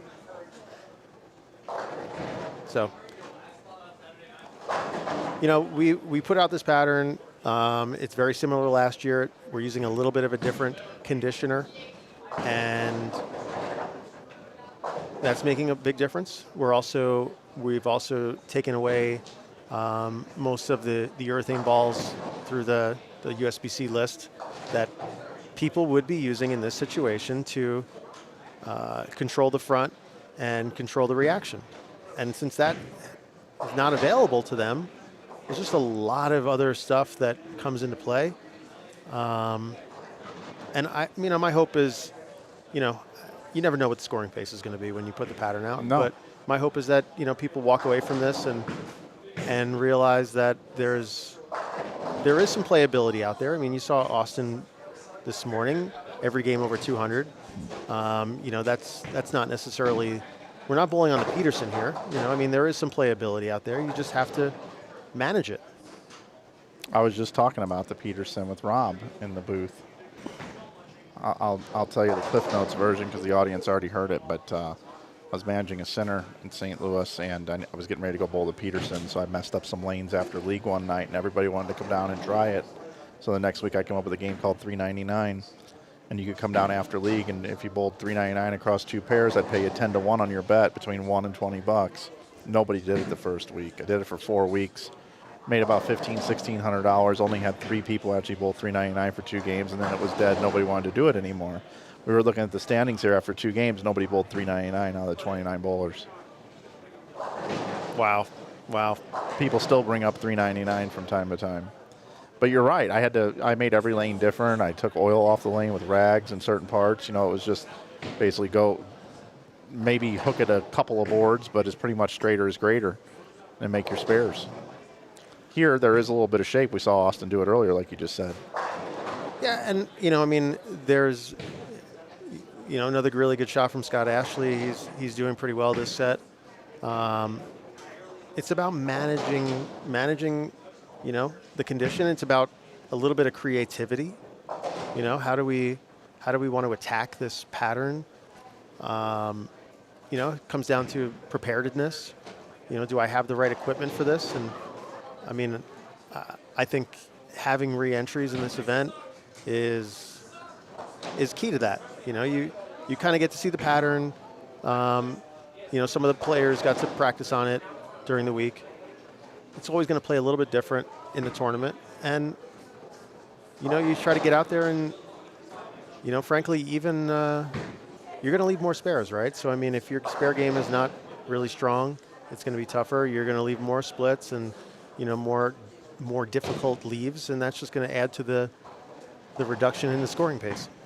Yeah, there's the pattern. For those that haven't seen it yet, we've been popping up on the screen quite a bit. But the real key to this pattern is that you got to move your eyes to load data number 9 on the forward load data there. Those 4 2-2s from 22 to 32 feet gets that brush really, really wet at 18 speed, which is a slow speed on the machine. And then that brush still has all that oil on it. It goes all the way to 47 feet. And then when it jumps up off the lane and comes back, it's still got a lot of oil residue on it when it sets back down at 46 feet and starts working its way back. You can always tell how hard a pattern is by how many 2-2s are on it. I don't care how the shape of it or anything is. 2-2s are key. So if you look at this pattern, it's got 5 on the way down and it's got 2 on the way back. So you got 7 2-2s. And then every time you add a feet of length, I feel like the scoring pace goes down 3 pins. So if you had 7 2-2s and it was, 40 feet in length, it would score much higher because your ball has time to change direction down lane. So every time you add a foot, I believe the scoring pace goes down 3 pins. So if this was a 7 2-2s at 40 feet, it's probably 210 is a good score. Add 7 feet to it, and that brings you down to about 190 is a good score. Mm-hmm. Okay. It's kind of a formula. And this is not an exact science by any means, right? I mean, No. we put this pattern out. It's very similar to last year, and we tested it, and it seemed very challenging. It is very challenging, right? I think there's something to be said about creating patterns that are borderline impossible. I'm sure that some people are feeling like that right now, but I think it's important to understand what's working for some people and try to emulate that. I think some people will go out and say, play your game. Okay, to some extent, but you do need to understand what is working and be very deliberate in what you're doing. Wiley just made a great shot, left a 7-pin, but he still can bowl in the 220s. I like what you said about re-entries. You can get a feel for different bowling balls. Hell, you might even want to resurface all your equipment that didn't roll good on the pattern. You can turn them into different bowling balls. If you brought 6 balls and you had one that was close, you keep that one the same, you keep your spare ball, however, and then you grab your 4 other balls and you change the surface. Yeah, I will tell you that one thing that we are not going to do is make an adjustment to the pattern. I think that there's some philosophy out there that, this is too hard, this is harder than we want. This is the pattern, and this is what the tournament will be played on. And if we want to make some adjustments for next year, we'll make that call. But right now, we don't want to put anybody at an unfair advantage because we've decided that the pattern needs to change.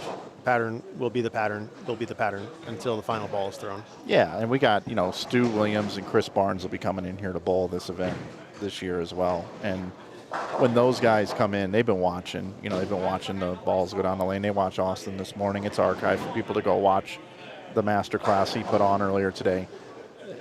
We're gonna have there's come Saturday, 2, 3, 4 cracks at this. You're gonna see several people with 1,200 for their 6 games. Definitely, absolutely. Will we see a 1,300? It's possible.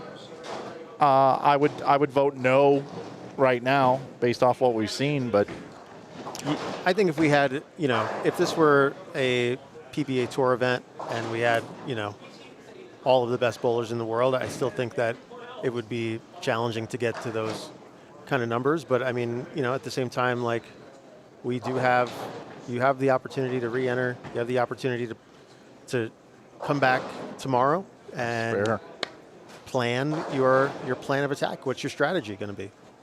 I love seeing damn good shot making, and this is just a purely great spare shot right here. Those are huge, man. Especially in the 10th frame, because those 3 get you an extra possible 10. And then you maybe get a little loose for the next game. Yeah, momentum. Yeah, it's all about momentum.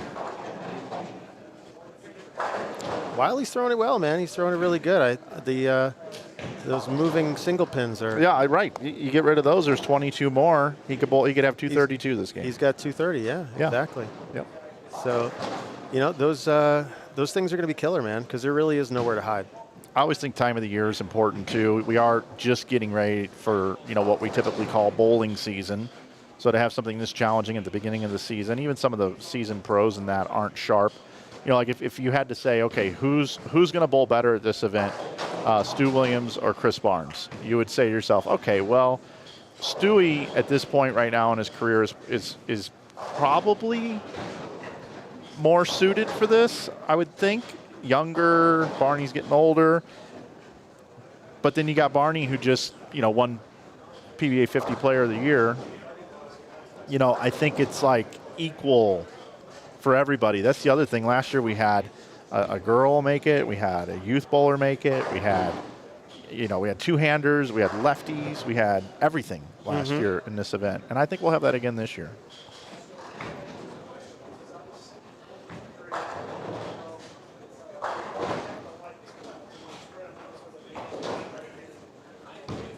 Yeah, I think there's not as much anymore. I mean, when you get to the highest level, I think there's a lot of what's going on between the ears that can differentiate. But I feel like bowling has kind of lost some of that, where what is between the ears today, and how are you going to turn lemons into lemonade, if you will, right? And I mean, when you're dealing with these type of patterns where there's just nowhere to hide and it's just you, are you going to rise to the occasion, or are you just going to melt down and throw your hands up? And I mean, everybody's going to get frustrated out here, no doubt about it, just the nature of this. But how can you, as an individual, maintain and rise to the occasion when it's just brutally hard? Yeah, I think my point I was making earlier I didn't complete, which was Stu Williams stopped bowling on tours, bowled some events leading up, bowled good at nationals, but Barnes I think is sharper coming in because he's just coming off the PBA 50 tour.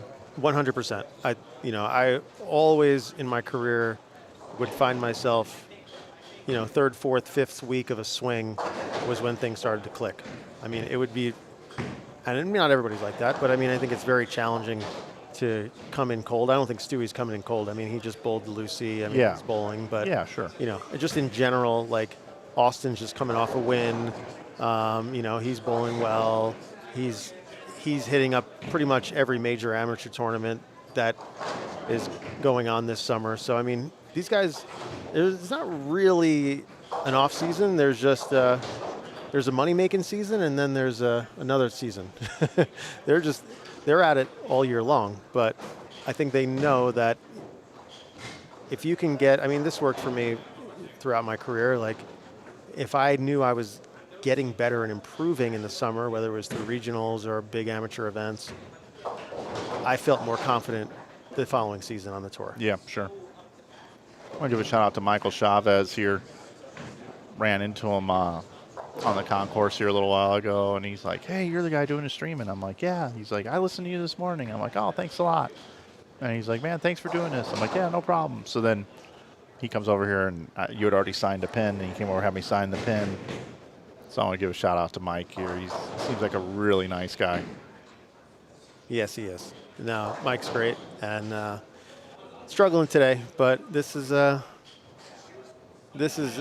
harder than anything they may have ever experienced. I mean, I'll tell you, when I bowled at Baton Rouge last year, I hadn't bowled it in 4 years, and it was, I mean, that was one of the hardest patterns I've ever seen. I was very ill-equipped for what was going on, and I mean, I was a fish out of water there. So, I mean, a lot of these folks haven't played the sport at the highest level, so it's probably easy to judge from at home, but I would advise, come out, dip your toe in the water, and, see if you can hang. And that's what this tournament is really always been about, ever since it was started, is that, we create a pattern that hopefully it doesn't discriminate, but it creates opportunity for people to rise to the occasion when it's just brutally hard.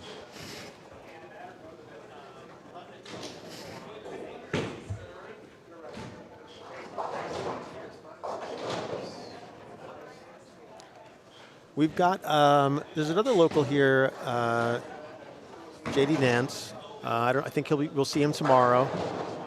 But, we haven't really seen a dominant left-hander on this pattern yet. So I think JD is the dominant left-hander of the Albuquerque Metro, no doubt about it. So I do think it'll be good to see what his look looks like on the opposite side of the lane. See if some of these issues that everyone's having has to do with surface. Is there a cleaner line to the pocket on the left side of the lane right now? I don't know, but it'd be good to kind of see where that is playing as well. But I do think that this is something that you just kind of have to get adjusted to, right? I mean, you come out here, you bowl a squad, and even Austin, right? Austin has bowled 6 games, and he's bowled 6 really good games, and he's pretty much he's in the finals because he led the squad. But I mean,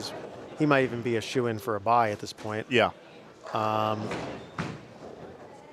this is what we dealt with in Europe a lot. If you qualified early, is like, do you really want to take 2.5 days off before you have to shoe up again when the pattern may have shifted, things are different, different bowlers in the building. That'll be for him to figure out, but I think it would be tricky to see him show up just on Sunday and take his chances.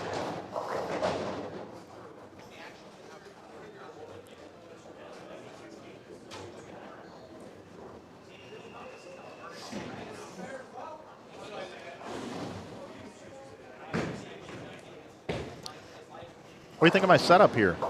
Any different than you remember? Oh, look at me! I'm on camera. Well, I haven't brought it into the booth. Okay, all right. It's just there. I like the setup, man. Yeah, it's really, really snazzy, clean. Yeah, Lane Talk gave me my own custom color codes, which is cool. Oh, look at that! Yeah, I appreciate them doing that. It matches our color scheme at Inside Bowling. Same font, I think it looks like. It's a close font. They've got certain ones available, so we got that. And, we started streaming in 4K about a year ago. Your event out here was one of the first that we did. And just the clarity for the audience. Like, to me, what matters most is, number one, that we're on air.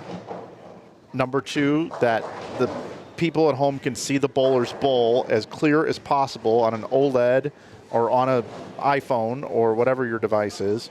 And then the third thing is that they can see the scores. The fourth thing is that I do a good job narrating, letting the people know what's going on with the scores, how to get the information that they want, and in being their eyes and ears in the building if they can't be here, to let them know about things you can't see just from static cams facing the lanes. If I do those things, nothing else matters. That's it. That's the key to this job. And any other thing that comes along, if it's silent for 4 minutes because I take a walk or I go talk to somebody or whatever, it doesn't matter.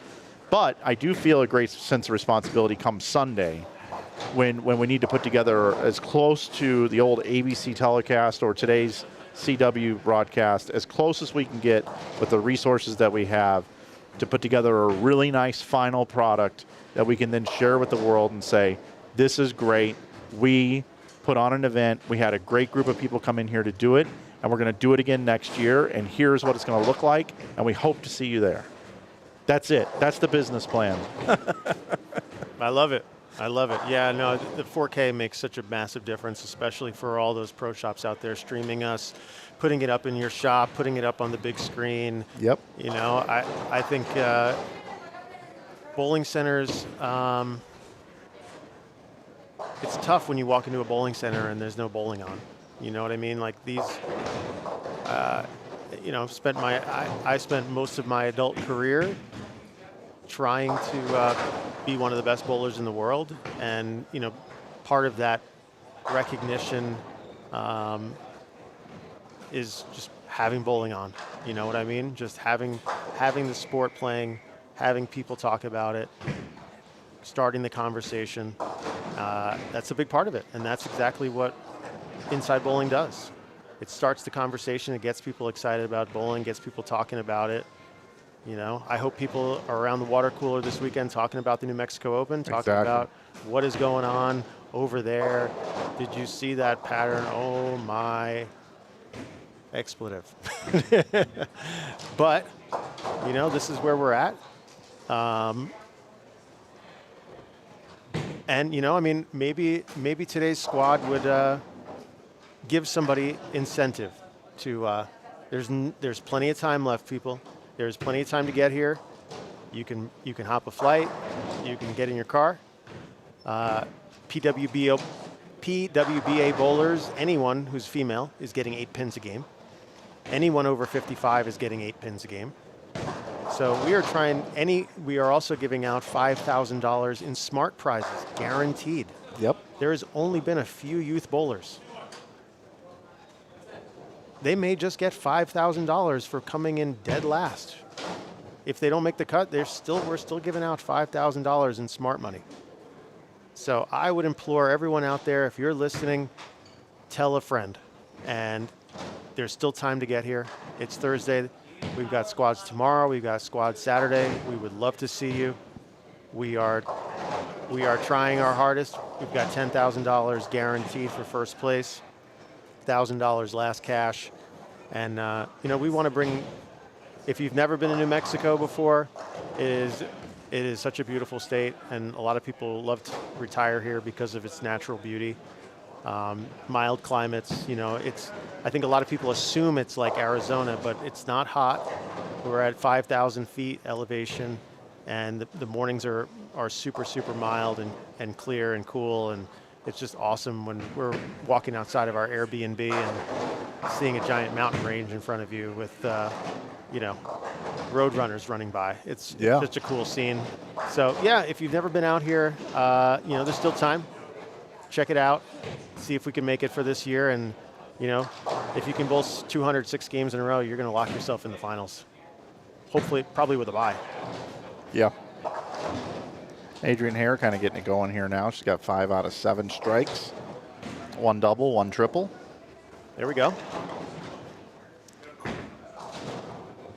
Now, I kind of think the tournament staff here this year is a little overkill. Overkill. We've got the elite.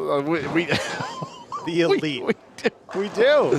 We have I mean, these guys that we got on this tournament staff is insane with Barbera and Hacker. Can I pull some strings, man? Can I? Yeah. No pun intended. Holy cow, yeah. Ba-doom-cha. All right. Yeah. Oh my Yeah. God. I love our team here, man. If y'all don't know Rick Barbera, Google him. He has been a Brunswick employee for 57 years, people. Yeah.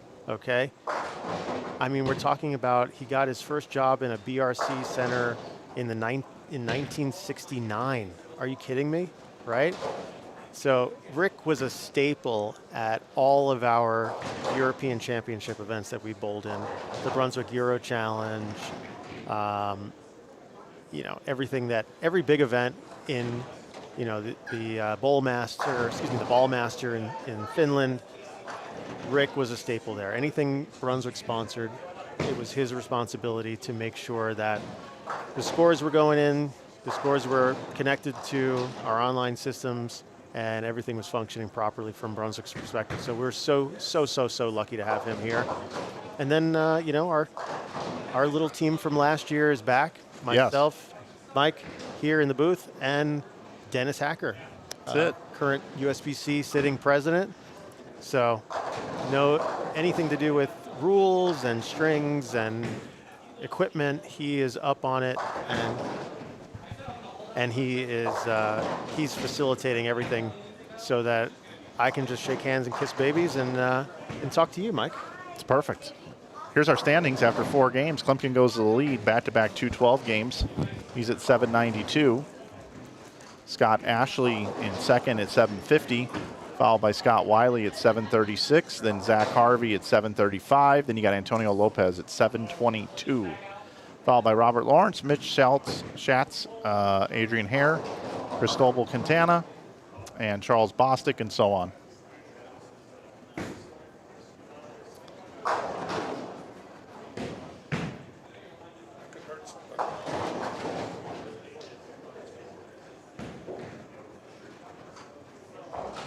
So back-to-back 200 games for Steve Klimpkin. We had 234 in Game 4. Zach Harvey, 201 for Antonio Lopez. 215 for Cristobal Quintana. We saw that right here on our main feed. There you go. There's the scores. Adrian with another strike. It's 5 in a row now for Adrian. I guess I should pop this back up. She bowls 244 this game. It gets 8 pins a handicap.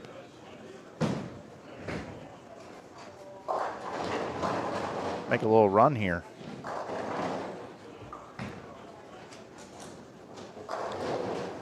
Two games to play.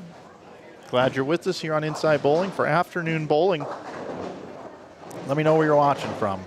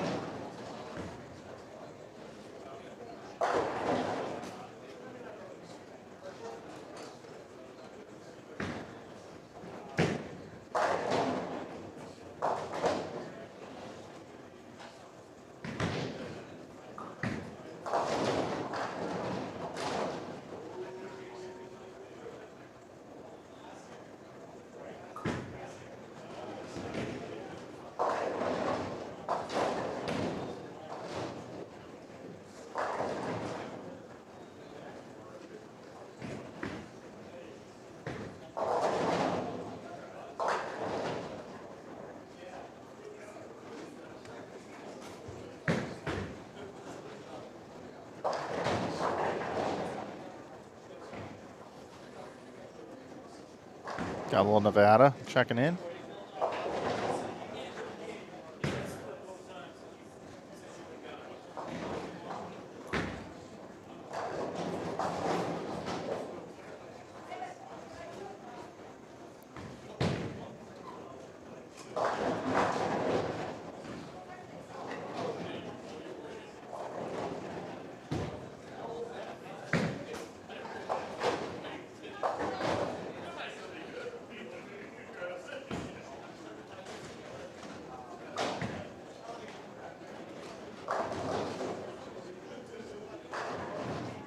See if Adrian can finish out this game. That's just enough to make you want to keep back and keep bowling.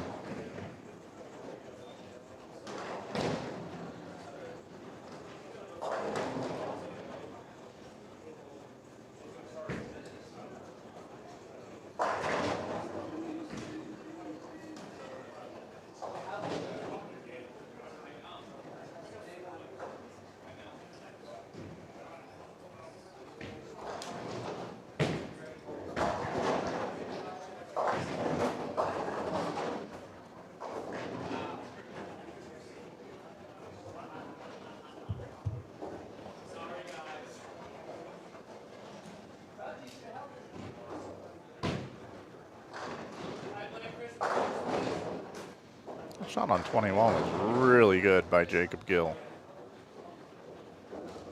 Here's Adrian, right lane.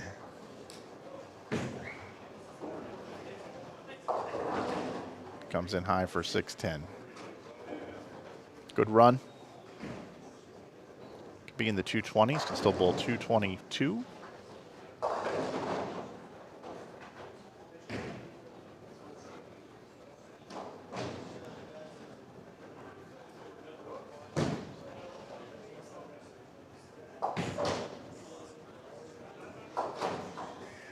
And just takes the 10 off the 610. That's tough. 210.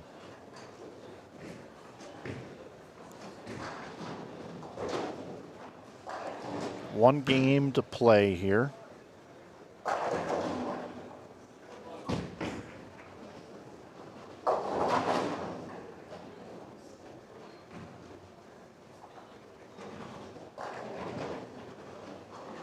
And we'll bounce out of here and head back over to lanes 21 through 24.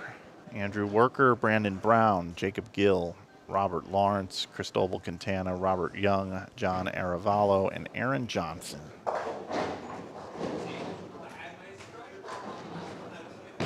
This last couple pairs are just a little bit further along, or a little bit behind these last couple pairs are. The rest of the groupings are a little bit further along, I meant to say.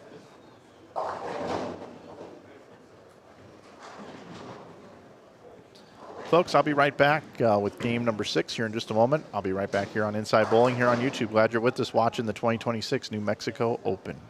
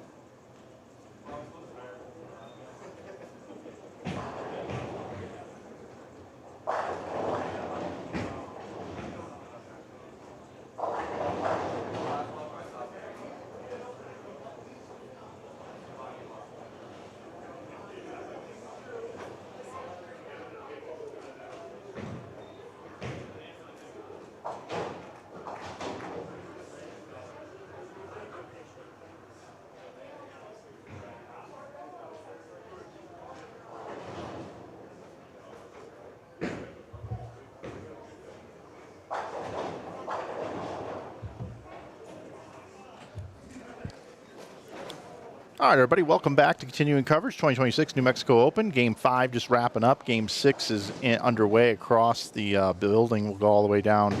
We'll go to 17 and 18 here. We'll pick it up with Trent Irwin, who's found a double, Antonio Lopez, Tyler Greer, Charles Bostic, Zachary Harvey, Cody Frade, and Edward Herrera. Mike Fagan joins me back in the booth here as we both stepped away there for a little bit. Last game, Mike, here we go. Here we go, Michael. Last licks. Let's see who can pop off a good one. You know, we thought you were having fun, Adrian, with the. I'm hoping to not close any tips for you. We're running a clinic tonight on how to convert the 610. It's all about angle. Okay. I'm interested in it. Wow. Actually, Too soon. Too soon. The 1, 2, 4, 5. Because I'm someone who is like, oh, it's in the bucket, flat 10, or I completely whip the head. Yeah. Well, you had a 5-bagger though. I think I did. Yeah, you had a 5-bagger. That's unusual. That is unusual. That's like people in San Francisco mining for gold, and you found it. No, I was giving her the business. I was giving her the business about running past the 6-pin. Yeah. They're like, but I got it. I should have 6, 10. Yeah. They didn't. I did. I don't want to lump Mike into this. Fuck that. Wow. Speaking of who do you think you are, I am Pete Weber threw out the first pitch at the Cardinal game yesterday. Oh, really? And Josh Allen quoted him yesterday. I saw the quote, the Josh Allen quote. Yeah. Did he know he was quoting? Yeah. He did. Yeah. Yeah. Love it. Pretty funny. It'll never die, people. The internet will keep it alive forever. I always forget when I bring that up how you were involved in that. I didn't mean to do that. I don't even I hope you take this as a compliment. I don't think of you when I think of that quote. I know you think of you when you think of that quote, but I don't. What if he doesn't strike on that ball? What if he gets 8? How's your life different? Do we have to do this? Do you still hang it up? I mean, the universe will never know, man. yeah. The universe will never know. God, I always forget. I mean, if you really want to know what the if is there, I win back-to-back major championships, probably, almost certainly the player of the year, and, maybe never hang it up. You don't know. I don't know. We'll have to visit parallel universe. Or maybe you hung it up right after that season and said, I can't do anything else. I won player of the year. That's right.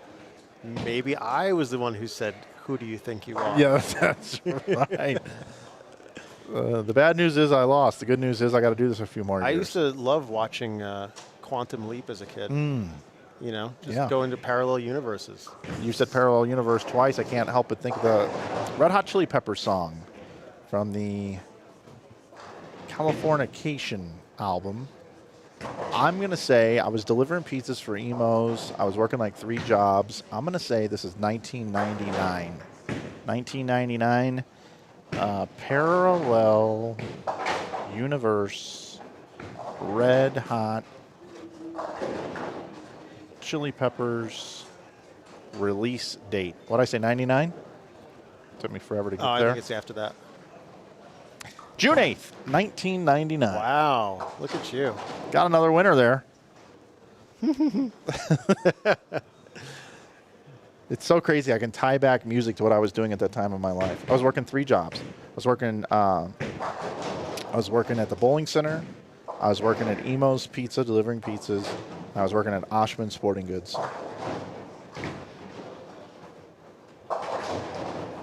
And now you have how many jobs? None. I don't do anything. Okay. Yeah, no jobs.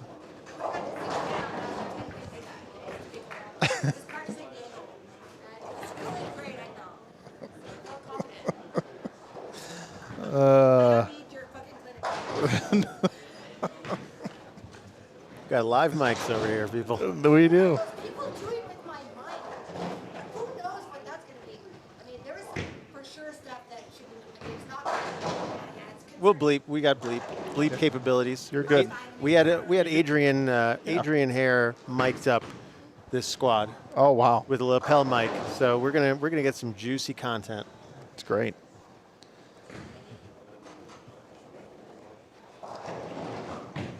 I thought it was your shit. But I guess it's not. No. It's Bowling Center social media. Yeah. Supplemental content. X-rated situation. Content, yeah. Yeah. Love supplemental content. Do we have an updated scoreboard here, folks? Well, let's see if it came in. Not yet. Just after 4. Man, what do we think this number is going to be? Ooh. Boy, that is a magical one there. What do we think this number is going to be? Let's assume you're bringing everybody back to cash, and we get around between 95 and 100 players. That means you bring back 24. Yep. So if you brought back 24, 24 players, you've got a couple more days of bowling. I'm going to say the number is going to be a 187 average. So 187 times 6. It's about 90 under. No? Am I getting that right? Let's see. 80 under. 187 80, times 6. 1122 is 78 under. That's what I think the cut number is going to be. I just want to let Adrian be here for the film. Yeah. I just want to let, I know how much you guys love it and cactus. Good job, California. You guys love this so much in Arizona. 78 under, huh? I don't know. 78 under, you think? Yeah, what do you think? I think it could be lower. I don't know. 78 seems like a pretty decent score right now. But, you know, we're only day 1. Well, I kind of glanced at the list, and I think I counted 12 bowlers that I know for sure will average 190. Yeah, you've got some bigger name players coming in for the weekend. So then there's 12 of the rest that are going to have multiple shots at this thing, and I think they can average 187.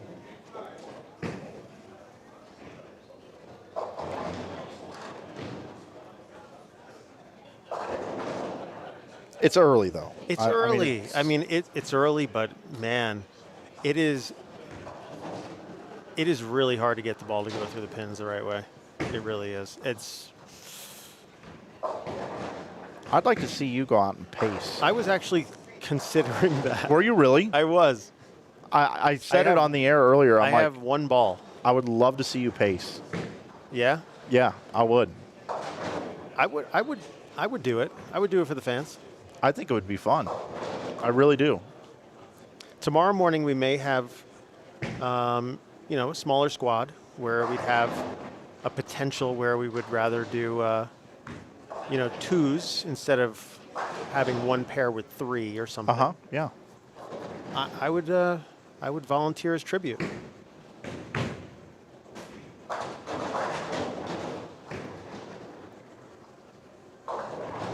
That'd be cool. Oh, there we go. Game 5.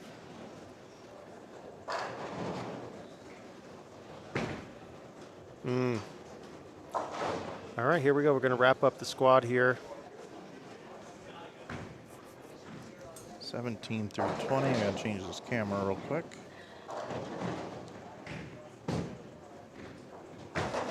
All right. Through 5. Klempkin, 3 200 games in a row. He's got himself to 1,005. He's going to lead the squad, I'm pretty sure. Scott Wiley is at 929. Scott Ashley at 908. Zachary Harvey at 902. Antonio Lopez at 899. Adrian Hare at 891. If you are asking about the handicap, Steve Klempkin is actually 56 years old. So, he's in great shape. He's proving, I guess, his advantage because of this format. But at the same time, he's kept himself in really good shape. And it's paying off right now, and he's bowling really well. Yeah, and by the way, in game 2, that 165, he found, I think it was a triple going into the 10th frame and made a really great shot and left a 4-9-10 in the pocket. It was high, but it was a 4-9-10. So if he's able to kind of clean that game up and be in the 180s at least with a mark, you know, he's looking at another 20 pins on top of that score.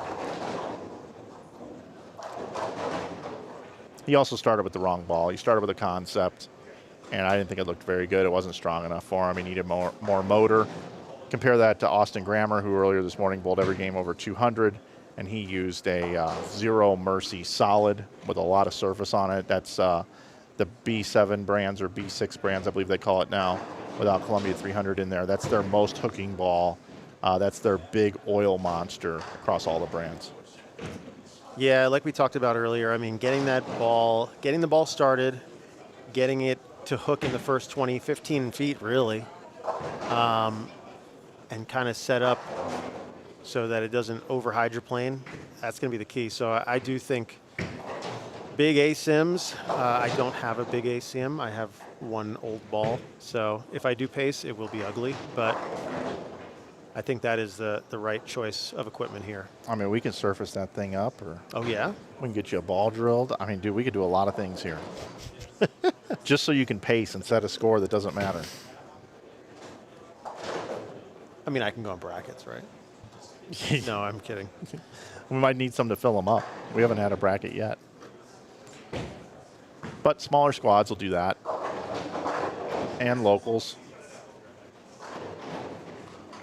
So are these scores tallying yes, as they go? Yeah, lane Okay. talk is amazing, but what you have to do is you have to subtract the number that's up on the board. So we'll do the exercise. You look at Steve Klimpkin at 983. You have to, that's a 56-year-old carry if I ever saw it. Let's see that in reverse. Let's see a we replay of yeah, that. we can do that. We can do that. Boom, right here. Boop, boop, boop, boop, boop. Let's see that in an instant replay. Ooh, I mean, it didn't even really fall. It just fell off. No. So if you take 38 off of his score is where he's actually at. Okay. So that would be 965. Yeah, I don't think lane talk is not including the handicap. It's not, and I prefer it that way. We can do our math with that with the nice sheet we got that's coming in from the boys over there at the tournament office. So, yep. No, but that's one beautiful thing. It does keep the scores running, and it carries with you as you move pairs.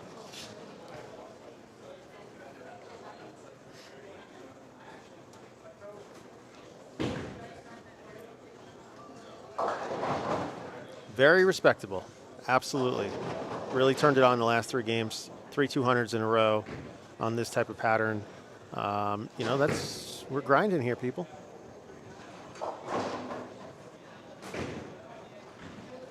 I think Steve's got even without handicap on his mind. He'll take the That's pins. a big game, though. That's a 230, 240 last game, right? Yeah. 230. Yeah, he was at... yeah, he needs 235. 235 to get to even.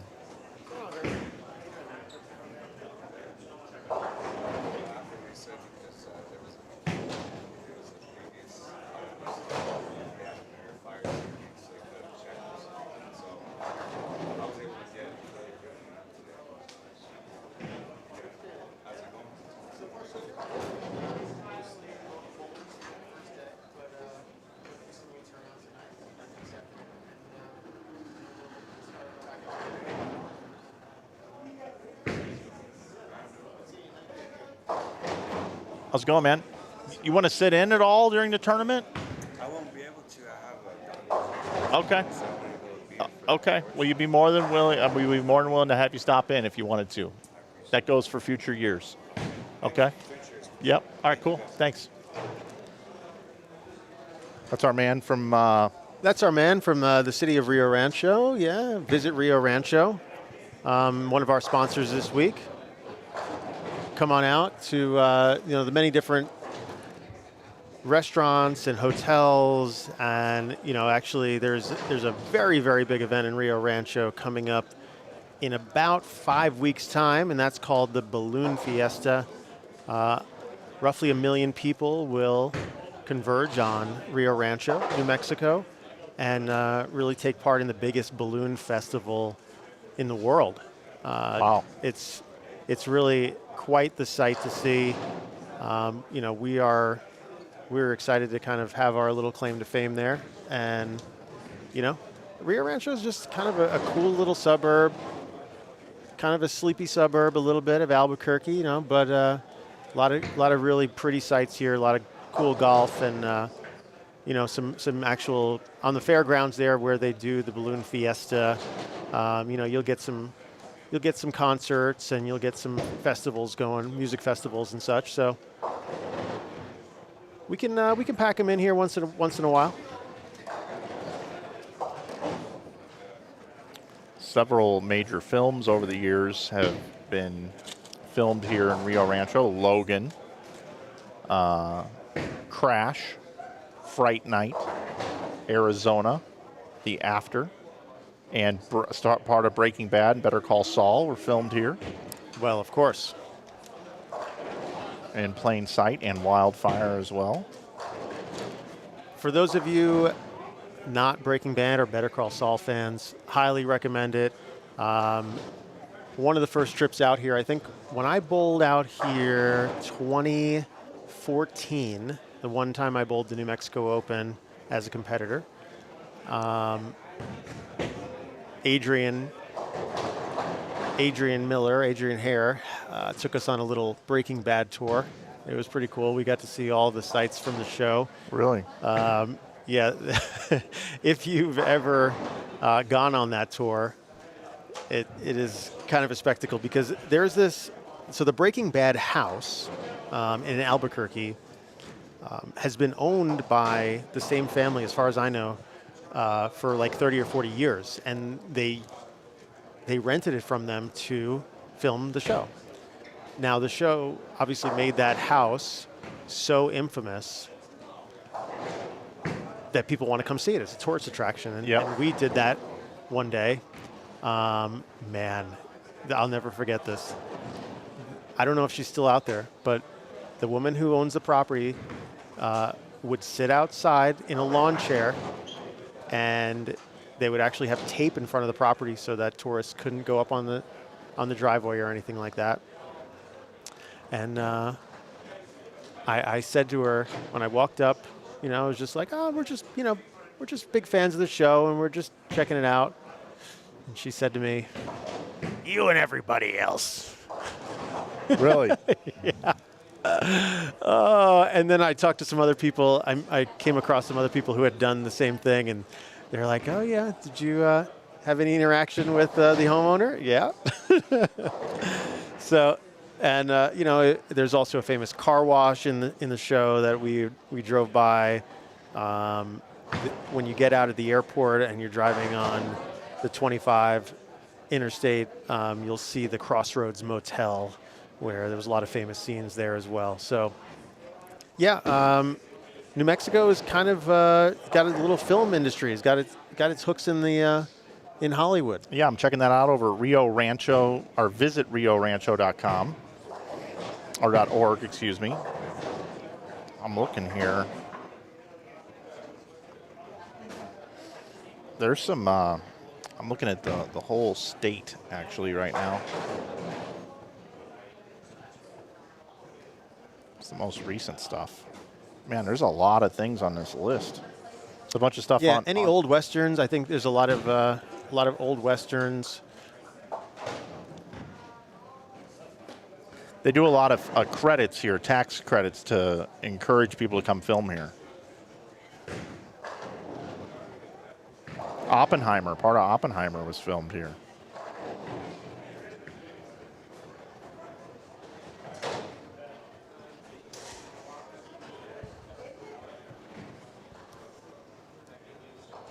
All right, we got Klompkin up here in the 6th, just trying to keep it clean.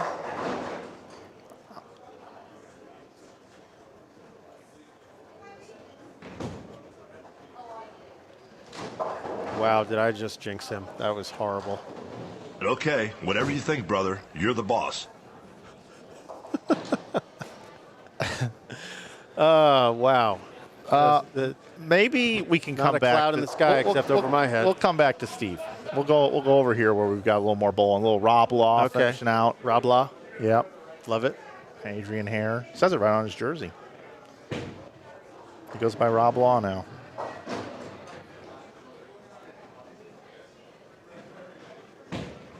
So Jacob Gill, fun fact, he was very active in our win a spot sweepers every week. So much so that he won 5 spots into the tournament. There's only 6 squads, so he's locked and loaded, man. He's ready to do whatever's necessary here. Oh, the boos and the hisses for Adrian, missing a double wood.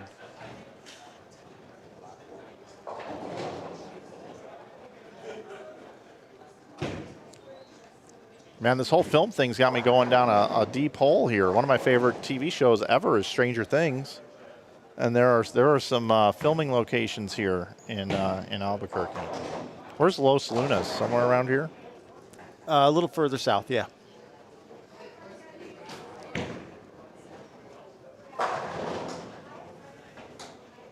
You ever watch Breaking Bad, Mike?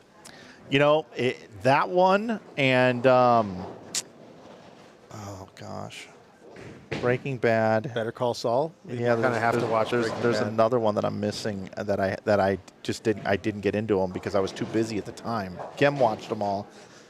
What's the other big one I'm thinking of? We didn't watch Game of Thrones. We tried it. We couldn't get into it. Two episodes in, couldn't do it. What network? I'm going to think of it in a second. Succession? I mean, what are we? No, we watched some of that. We kind of gave up on that. Yeah, too. That I kind of got old too. Yeah. Breaking Bad and Dexter. We watched all that. That's good. Yeah. It's in that realm. The Walking Dead. Okay. I didn't watch The Walking Dead. I never watched any of that either. The Walking Dead. Not my thing. And Breaking Bad did not. Breaking Bad. Well, my wife is a humongous fan of Breaking Bad, and I get to enjoy it more often than I'd like sometimes. But hey, I get to rewatch the scenes, and there's a character in the show called Skinny Pete, and he's afraid to go into Las Lunas. I think there's a prison down there, maybe. Okay. So, yeah. So be careful of Las Lunas, bro. Okay, I will. All right. I will get to it one day when I'm retired, which is in 3 years. Really? Well, I've been teasing the audience, letting everybody know I started at the 11th frame that I am going to semi-retire in 3 years. Oh, wow. Whoa. Oh, okay, that was weird. I don't think the rack actually reset on the first ball is what happened. Yeah, I don't think the ball actually, I don't think it ever went into second ball cycle. We're going to watch it again. Yeah, you see how there's dead wood? The machine never cycled. That's why you're getting that goofy stuff. So does it need to be respot? Yeah. A 1, 2, 8 and rebowled? There shouldn't be dead wood with strings, bro. Yeah. Doesn't work that way. Okay. Was Dennis on it, or? I don't think so. Yeah, you want to grab that?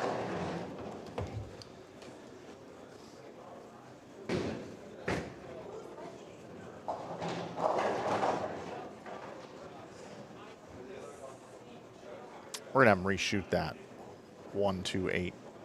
That was not on second ball. Illegal delivery.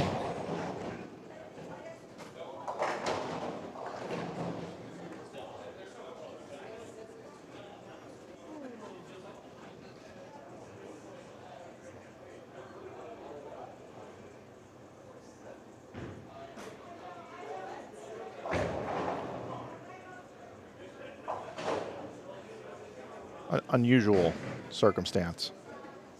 Going to go back over to see how, well, we'll go over to Klimpkin in the 10th frame. Stone in a 10 pin again. All right, we're getting that sorted out. Before we get off the air for today, I think I need to tell the story of my family visiting Tenpins More for the first time. Okay. I posted a video recently of my son when he was bowling out here. He was having a lot of fun. Man, I mean, he got his first blister on his thumb. He was just bowling and bowling and bowling and bowling, loving life.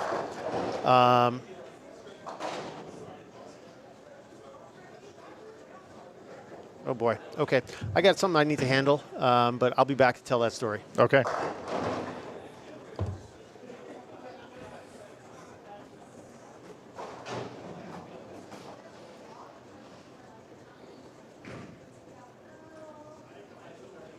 Back to the retirement thing that I was explaining to Mike is I'm just letting people know that I will be cutting back in 3 years. So enjoy all of this and the multiple events and the 7 weekends in a row for a while.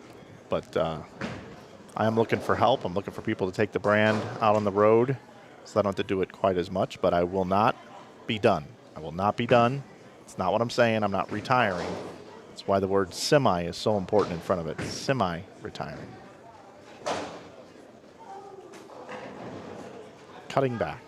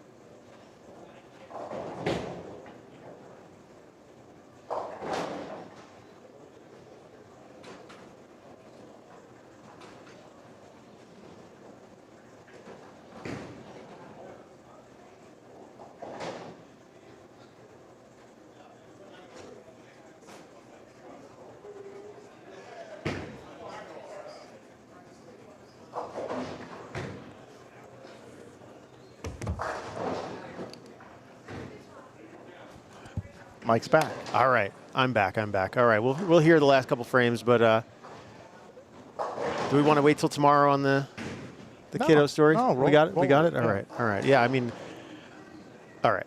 So kids, first time we come out to bring the whole family out to Rio Rancho. My son's been asking to come to the bowling alley for a long time. Ever since we got it, he wants to come. Okay, we're gonna go. So we come out for July 4th. We had a lot of fun, and man, the kids just went crazy. They had so much fun here. My son just bowled for hours. He got a blister on his thumb. I posted a video of it on my Facebook of him. He's a bit of a loose cannon, but he's so much fun. And of course, they wanted to play games. They wanted to play in the arcade. So,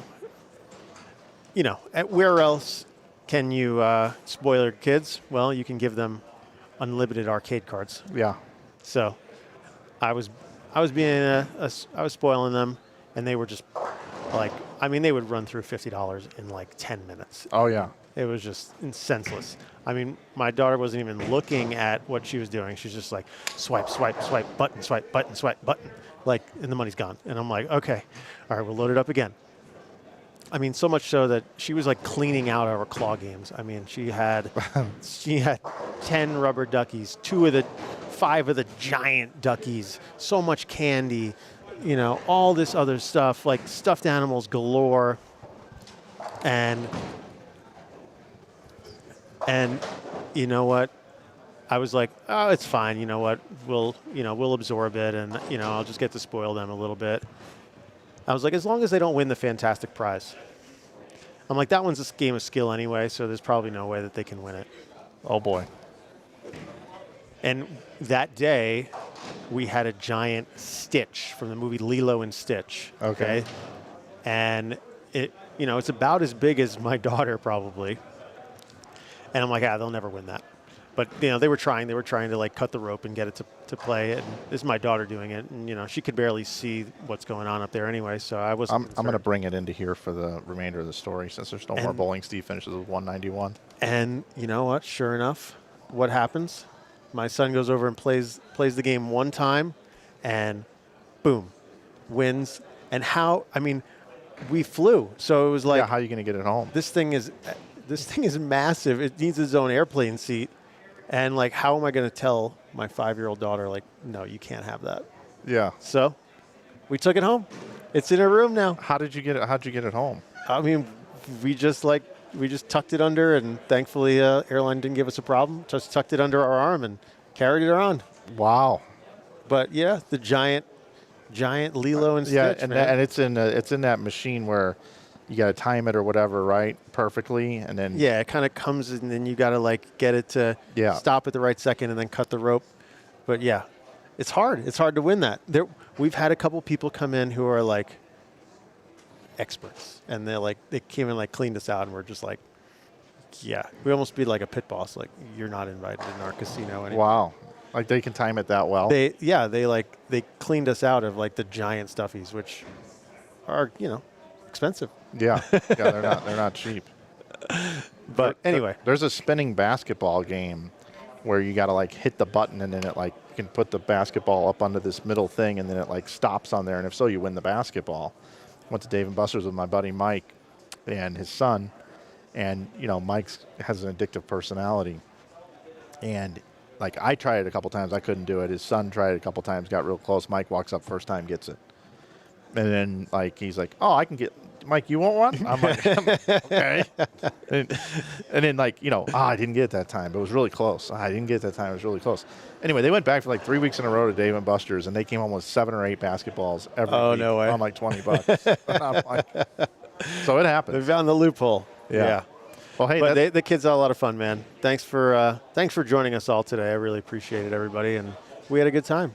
Yeah, we did. We'll be back again tomorrow, 8-1, and 8-1 on Saturday, and then Sunday we'll be back at 8 o'clock, and we'll be here through the conclusion of the tournament. All right, we're going to get out of here, everybody. Thanks for tuning in today. We'll see you tomorrow, 8 a.m. for Mike and Rob and the rest of the staff here, and Dennis and Rick over there who are doing a great job. Oh, by the way, we didn't show this yet. This is the championship. What is this? The orb? Championship orb, yeah. Championship orb. And this thing's heavy. It is super heavy and nice. And Rick Barbera said you could kill somebody with this thing. You don't want to fling that at somebody. No. Nope. And it gets to hang out here when we're on air, so it's perfect. Thanks again for watching, everybody. We'll see you tomorrow. We'll be back in Albuquerque at Tenpins More. See you tomorrow. See ya.